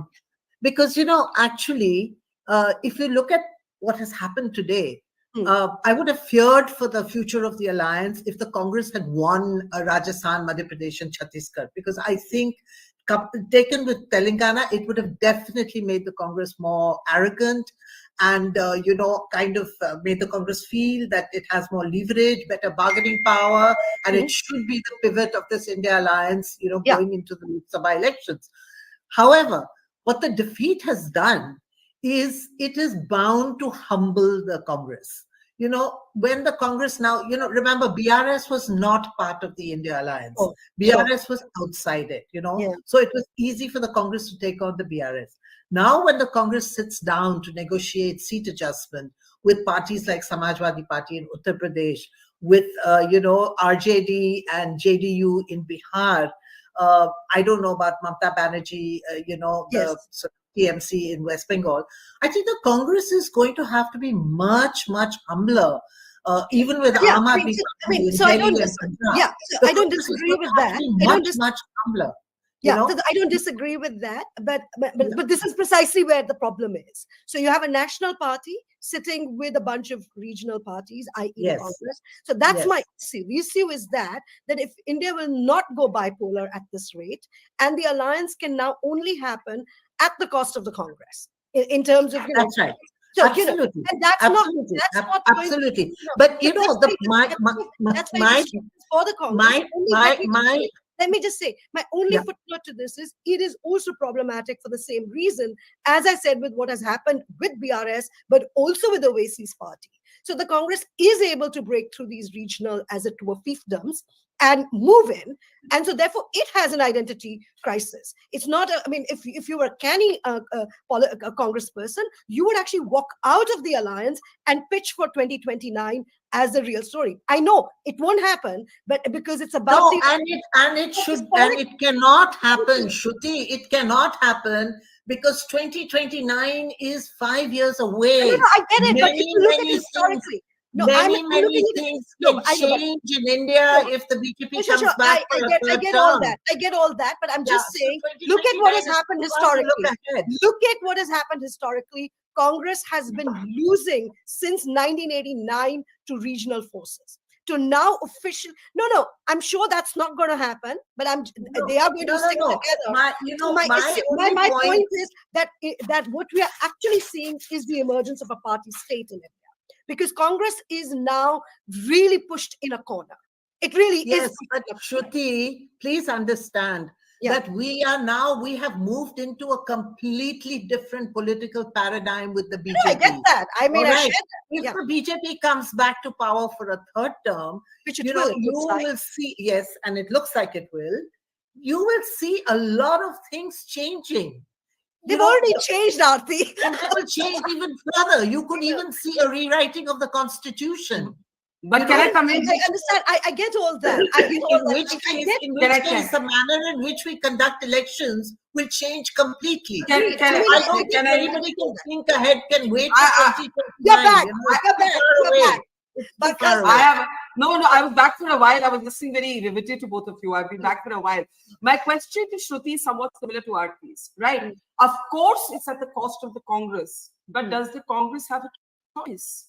No, well, I Does the don't know. I mean, you Congress- see, I mean, this is where I don't know. I mean, what is the depth of their stakeholders? What is the depth of their factionalism? What is the, and what is their kind of strategy going to be? I'm not saying this is the end of the alliance. In fact, as you said, they've just called a meeting. They're going to kind of try and work it out. That's, I'm not trying to say that, but I think it poses a real existential threat, is what I'm saying to the Congress. Because you have, as it were, defeated a regional party. You have, also pushed back against Owaisi. These are the big stories, and these are the kinds of contests you're going to face in Uttar Pradesh, in Orissa, in other states. So, your allies are actually they're frenemies. I think it's back to that friend is, what is it? No, Barkha, please.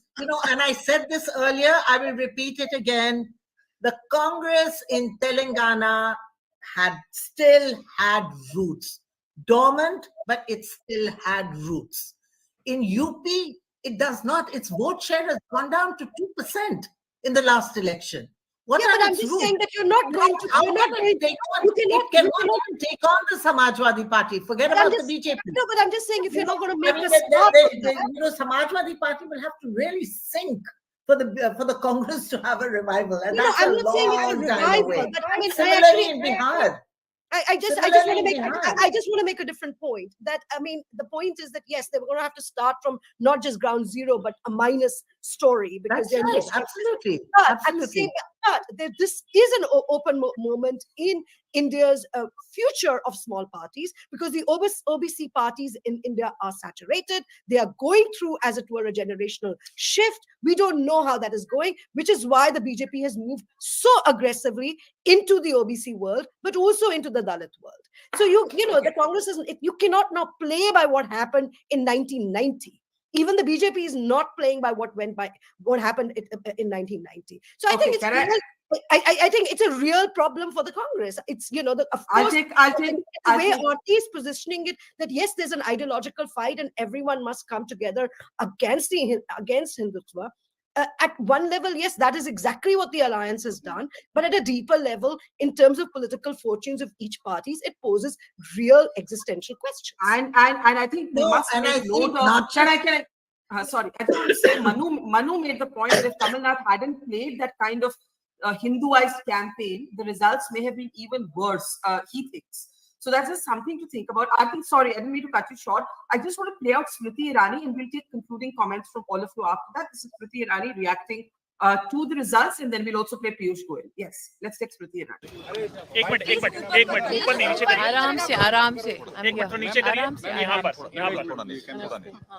एक minute भाई ऊपर कोई नहीं करेगा मत लगाओ भाई आपका आ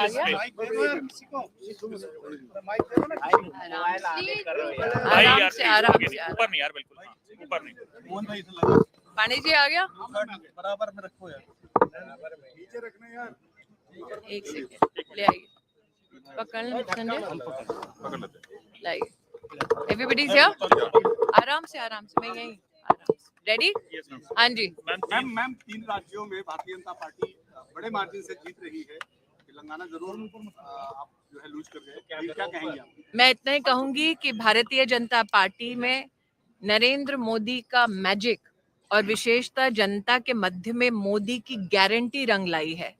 मैं विशेष आभार व्यक्त करती हूं उन नागरिकों का जिन्होंने कांग्रेस के पर्सनल अटैक्स का मुंह तोड़ जवाब दिया है। मैं अनुग्रहित हूं हर उस नागरिक का जिसने विकास की गारंटी, मोदी की गारंटी पर अपना भरोसा जताया है। नरेंद्र मोदी ने विषम परिस्थितियों में इस देश का नेतृत्व किया और आज का ये रिजल्ट इस बात का संकेत है कि न सिर्फ मोदी की गारंटी पर भरोसा है, मोदी के नेतृत्व पर भरोसा है, बल्कि अमृत काल का जो नरेंद्र मोदी का संकल्प है, विकसित भारत को बनाने के संकल्प पर भी जनता ने आज मुहर लगाई है। ईवीएम पे विपक्ष सवाल कर रही है। विपक्ष को ईवीएम पर सवाल करने की बजाय राहुल गांधी और प्रियंका वाड्रा की घटिया राजनीति पर सवाल करना चाहिए। उन्होंने कोई कसर नहीं छोड़ी थी प्रधानमंत्री मोदी पर पर्सनल और बहुत ही निंदनीय अटैक करने की। आज का ये परिणाम, अगर मैं अंग्रेजी में कहूं, तो गांधी खानदान की जुवेनाइल पॉलिटिक्स के लिए डेथ नेल है। चलिए चलिए चलिए इधर इधर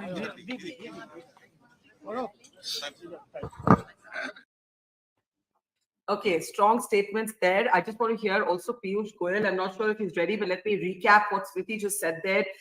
Death knell for the juvenile politics of the Gandhis, Priyanka और राहुल की घटिया राजनीति की defeat है. Before there are concluding comments to that, also let's listen to Minister Piyush Goyal. देश के लोगों ने बड़े समझदारी के साथ प्रधानमंत्री नरेंद्र मोदी जी के नेतृत्व पर अपना विश्वास जताया है। फिर एक बार देश के लोगों ने प्रधानमंत्री नरेंद्र मोदी जी की गारंटी को ही एक ऐसी गारंटी माना जिस पे वो विश्वास कर सकते हैं, जो अवश्य होगा। मोदी है तो मुमकिन है, ये बात आज देश के हर युवा में, हर किसान में, हर महिला में, हर गरीब में ये बात लोगों के जहन में आ गई है। मोदी है तो मुमकिन है। मोदी की गारंटी, यानी जो गारंटी मोदी जी दें वो गारंटीड होगा, ये बात फिर एक बार कायम हुई है। मैं प्रधानमंत्री नरेंद्र मोदी जी को बधाई देना चाहता हूं इस ऐतिहासिक विजय के लिए। स्पष्ट रूप से देश में प्रधानमंत्री मोदी जी का जो लोगों के प्रति सहनशीलता से, बहुत संवेदनशीलता से और पूरे ईमानदारी से सेवा करने का पिछले 9.5 वर्ष का कार्य रहा है, उसके प्रति फिर एक बार जनता ने अपनी मोहर लगाई है। और ऐसे ऐतिहासिक रिजल्ट के बाद मैं समझता हूं लोकसभा के चुनाव में भी भारत की जनता 2/3 बहुमत से ज्यादा एनडीए को देने जा रही है। और मेरा विश्वास है भारतीय जनता पार्टी प्रधानमंत्री नरेंद्र मोदी जी के नेतृत्व में पिछली बार से भी अधिक सीटें लेके फिर एक बार एक निर्णायक, एक ईमानदार, सुशासन देने वाली, गरीब कल्याण को और सेवा को अपनी प्राथमिकता मानने वाली प्रधानमंत्री नरेंद्र मोदी जी के 5 प्रण को इस अमृत काल में लागू करके देश को एक विकसित देश, एक समृद्ध देश बनाने वाली सरकार भारत में आने जा रही है। पीयूष जी, सुबह में कांग्रेस पार्टी जश्न मना रही थी, अभी फिलहाल वो ईवीएम को ब्लेम कर रहे हैं। देखिए, चुनाव में हार जीत होती है। अगर हारे हैं तो मैं समझता हूं कि कांग्रेस में इतनी समझदारी होती तो एक इज्जत से इस हार को वो स्वीकार करते और शायद लोगों में थोड़ी बहुत सहानुभूति उनको मिल भी जाती। लेकिन एक बैड लूजर की तरह जब वो ईवीएम को आज ब्लेम कर रहे हैं, वो ईवीएम का अपमान नहीं है, वो भारत का अपमान है। भारत की जो इलेक्शन प्रोसेस है, जो कार्य प्रणाली है चुनाव की, भारत की जो लोकतांत्रिक शक्तियां हैं, जो भारत की आज विश्व भर में प्रसिद्धि है, जो आज माननीय प्रधानमंत्री जी के प्रति पूरे विश्व की आशाएं टिकी हुई है, उनका विश्वास है विश्व का कि मोदी जी विश्व की समस्याओं का समाधान करेंगे। भारत आगे चल के विश्व की अर्थव्यवस्था को और मजबूत बनाएगा। ये जो विश्व का विश्वास प्रधानमंत्री मोदी जी ने जीता है, जो उनके कार्यशैली से, उनके काम से आज विश्व में बना है, उसका अपमान करने। Well, okay, Piyush Goyal there already talking about 2024, laddus being distributed among BJP leaders in Madhya Pradesh. Let's play those pictures as we take concluding comments. Professor Damani, you are from the Congress. There's a former colleague of yours, Jyotiraditya Scindia. This has been the big story. The Shivraj Singh Chauhan led win, even though he was not officially declared the leader. Where do you win? Does the Congress need more alliances or fewer alliances? Like, do you decide we're going to build ourselves however many decades it takes, not at the cost of, allying with regional parties, or do you think you need alliances? Professor Ramani, can you hear me? See, I can't hear you. once again, Yeah, there you are. I'm really sorry to hear the words Ghatia politics, because I did not want to get into that Ghatia politics. The world knows, the country knows, the people know that Mr. Modi and Mr. Amit Shah are the people in this country who are known for Ghatia politics. because it is not only the BJP, it is along with them, they have the income tax, they have the ED, they have the CBI, and they have everybody doing Ghatia politics. Otherwise, if it is not Ghatia politics, I wouldn't have heard the raids by ED and the son of Ashok Gehlot and the president of Rajasthan on Baghel just 2 months before the election. So let us not talk about Ghatia politics. I don't want to talk about it further also. The Ghatia politics of dividing these people into two, the Hindutva politics of Ghatia politics of Modi is well known. So I don't want to comment on that. Okay, but I would like to come back to some positive aspects. Now, but I have a lot of respect for Madam Jairat, and when she said that, the Congress has not lost, but okay, it is pushed to the background slightly. If you look at the vote differences, percentage differences in both Madhya Pradesh and Rajasthan, it's just about 3%. Yeah, we can bring up the vote share. We can bring up the vote share slide, Professor Ramani, but that's the point, that to not be able to convert these into seats. That is exactly the point that is being made, that why did the Congress fail to convert its vote share into seats?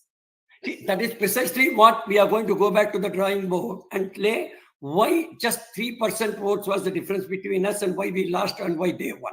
Now, if we can take this into cognizance, the various factors which has resulted in that, the difference is not much. The difference is 3% can be overcome in about 6 months by proper strategy. I mean, in Madhya Pradesh, it's 9. In Madhya Pradesh, it's 9%. In Rajasthan, it's about 4%. So that's the point. I think, Manu, before I take Madhya Pradesh is definitely a concern. I agree with you. Yes, but Rajasthan is Rajasthan, close. I was going to say, Rajasthan. Can we just switch to Rajasthan? Sorry, I was just going to say, we've been saying that Gehlot and the Congress in Rajasthan fought harder and better than the Congress in Madhya Pradesh. Can you go to Rajasthan for just a second to see? Can I have the Rajasthan slide? I don't think so. One second, sir. I need my producer to put the Rajasthan slide on. Please, I need those slides to rotate. Professor Ramani, if you can complete your point, I'm saying vote share is no solace in a first past the post system, right? It's not a solace. You have to convert into seats. I agree. But first past the post system is different. When I say that, the vote share makes a difference, if the difference is not much, and with proper planning and strategy, you can easily overcome that overshare. Number one. And number two, again, I'm coming to the same point, that we are still humble. We accept the people's verdict and with all humility. But had we won another state, Madam Jairat, I'm sorry to say that we wouldn't have been arrogant. We would have still been humble only. The total strategy of the Indian alliance today is to ensure that Modi doesn't come back and BJP doesn't come back. In this, there is no question of arrogance in any party, in any of the states. Let Aarti respond. Sir, I'm sorry, we're well beyond our time, so let Aarti respond quickly, and then Shruti, and then Manu can have the last one. Aarti, quickly. I can't hear Aarti. I'm so sorry. That the BJP is pretty much on course to, retaining its dominance in the Hindi Heartland. But the interesting thing that is happening and is appearing is the peripheries of India are not with the BJP. And it's not just the south. If you look at the east also, it's Naveen Patnaik in Orissa, it's Mamata Banerjee in West Bengal. Tomorrow we'll get the Mizoram results. Let's see what happens in Mizoram, because there are reports that MNF is receding because of its alliance with the BJP, and the shadow of Manipur, hangs very heavily on Mizoram. So the peripheries of India are not with the BJP. So, the BJP's, desire, ambition to replace the Congress as a pan-Indian party, I'm afraid, even though they may win the next Lok Sabha election and may be in government, but its desire to be a pan-Indian party and replace the Congress is still very far away, out of its reach for the moment.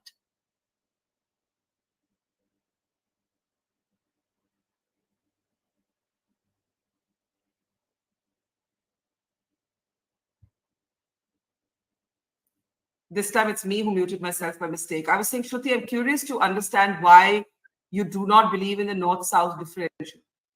I mean, I do sort of, in a manner of speaking, believe in it, but I actually think actually, unlike Aarti, I'm less of an optimist. I actually think it's not about the so-called peripheries in the heartland. I think that this is when you've had a very spirited campaign by the Congress. No money has been spared, it seems. These were big campaigns in these various states, and you had all the leadership in. And it has not resulted in the even 1+ victory. So I actually think India's structurally moving to a one-party domination, and it's going to be incredibly hard for it's one these, as I said, I mean, these regional parties are not what they were 15 years ago. They're also saturated, or they are also weak. They're not in pole position. And and we have seen that the BJP itself has kind of opened up its wider social coalition in whether you also now have a Muslim vice president in the party. So I think we're going to see some changes of kind of wider incorporation of India's social structure, and mind you, even the South. In the upcoming years by the BJP. So I think it's a really tough time for India's opposition, despite a very spirited campaign, North-South Telangana notwithstanding. I think right, so Manu?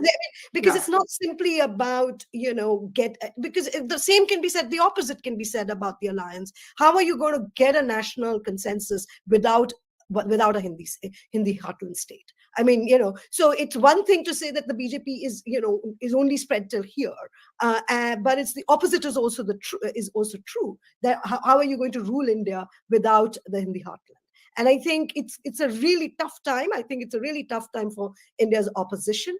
And I think it's actually quite silly to talk about EVMs and so on. I think that also betrays a kind of lack of ability to think through the real problem. What is the real problem at stake?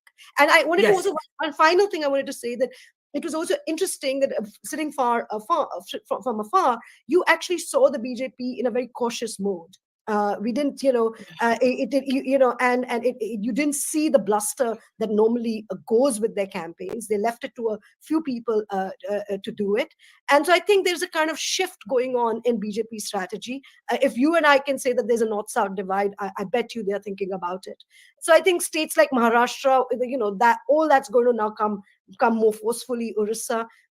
So interesting times, difficult times, but also sadly, maybe, a new consensus party state in India. Well, it's interesting because, Manu, we have seen, and Shruti, you know this, so we have seen one party domination earlier. This is not the first time that India is going through that phase. And what's interesting also is how regional parties will now respond. We discussed a lot about whether these are Revant Reddy shots, by the way, of him being mobbed there in Telangana. But we've discussed a lot about how the Congress, can the Congress survive? Does it need to ally with the regional parties? Will the growth of regional parties be at the cost of the Congress? But regional parties also know that they have been devoured in many cases by the BJP. That's why Nitish Kumar actually flipped. Look what happened to the Shiv Sena in Maharashtra. The BRS is now irrelevant. What happens to the BRS, right? So these are all questions. Manu, what's your last word before we close today? There are two takeaways. I mean, one is for the BJP, another for the Congress, and I'll begin with the Congress first. Yes, Congress has won in Telangana, but if you look at the vote share differential between the BRS and the Congress, it's not really large. It's less than 3% as of now. Now, add to it a possible alliance of BJP and BRS, and you can see the numbers. And I agree, I concede that in politics, 1 + 1 is often not 2, but neither is it 0. It could be 1.5.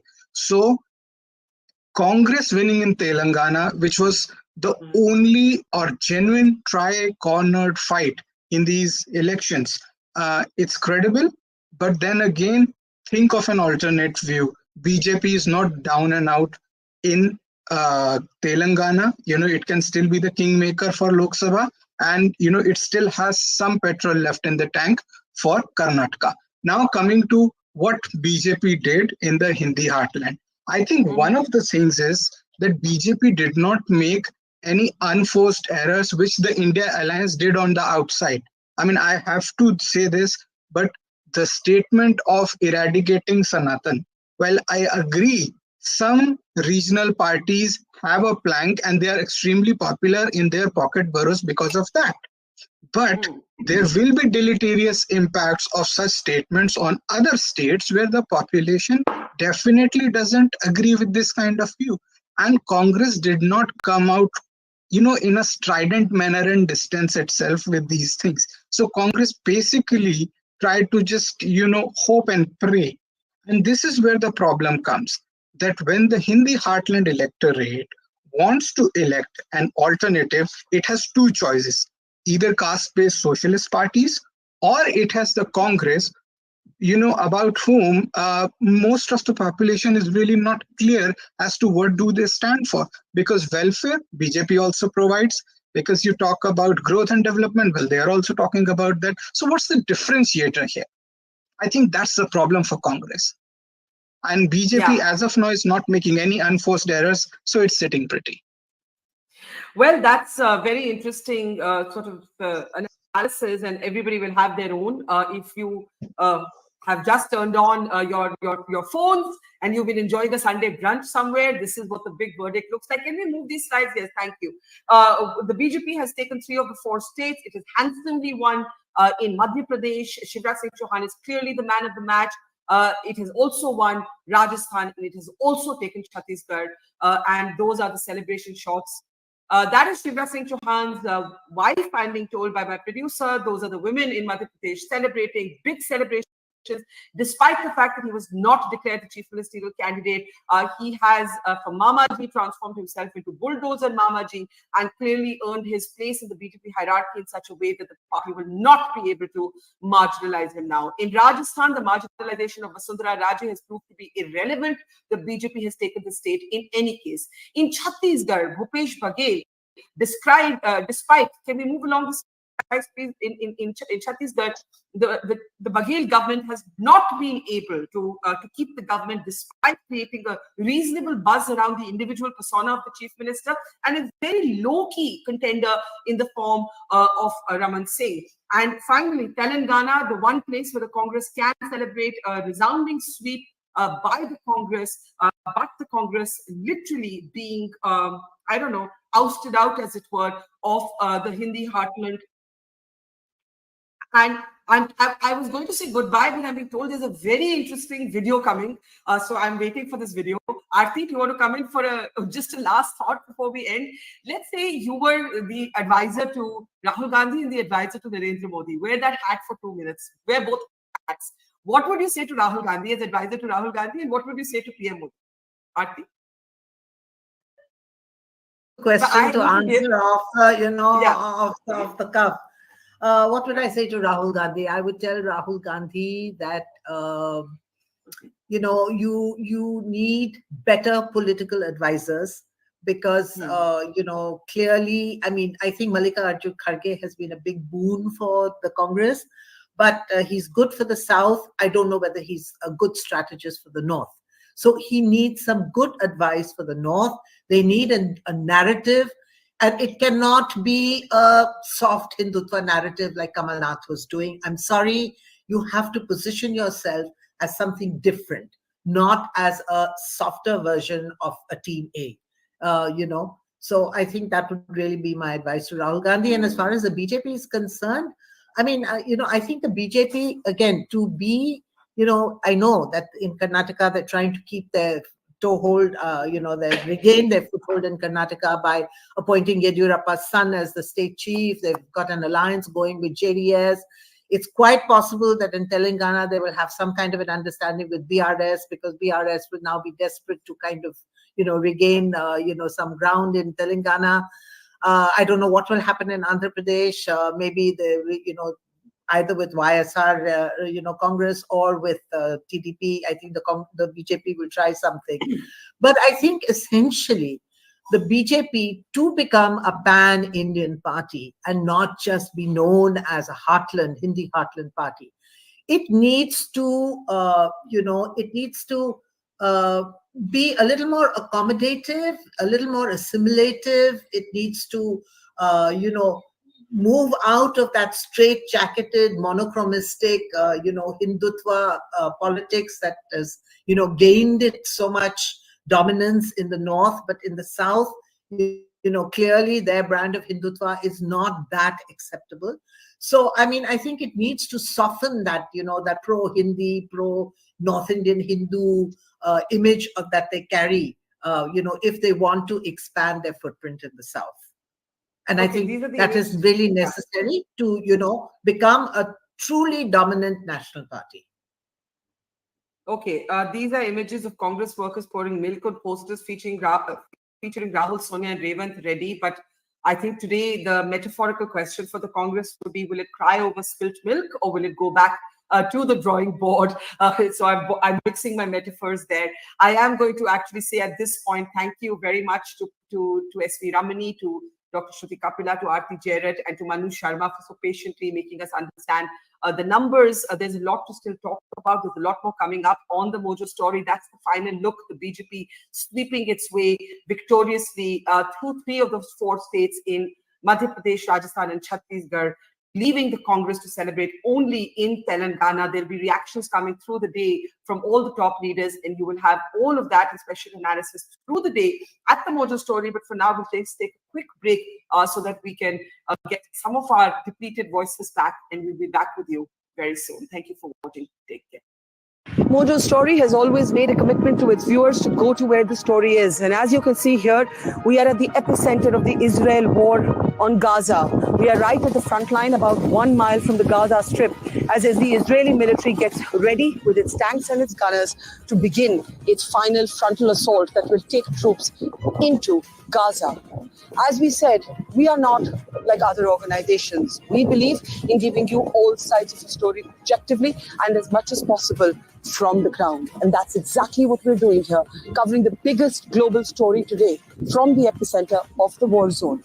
So please, we need your support. Support us, become a Mojo member, subscribe to us, spread the word, and thank you for your support.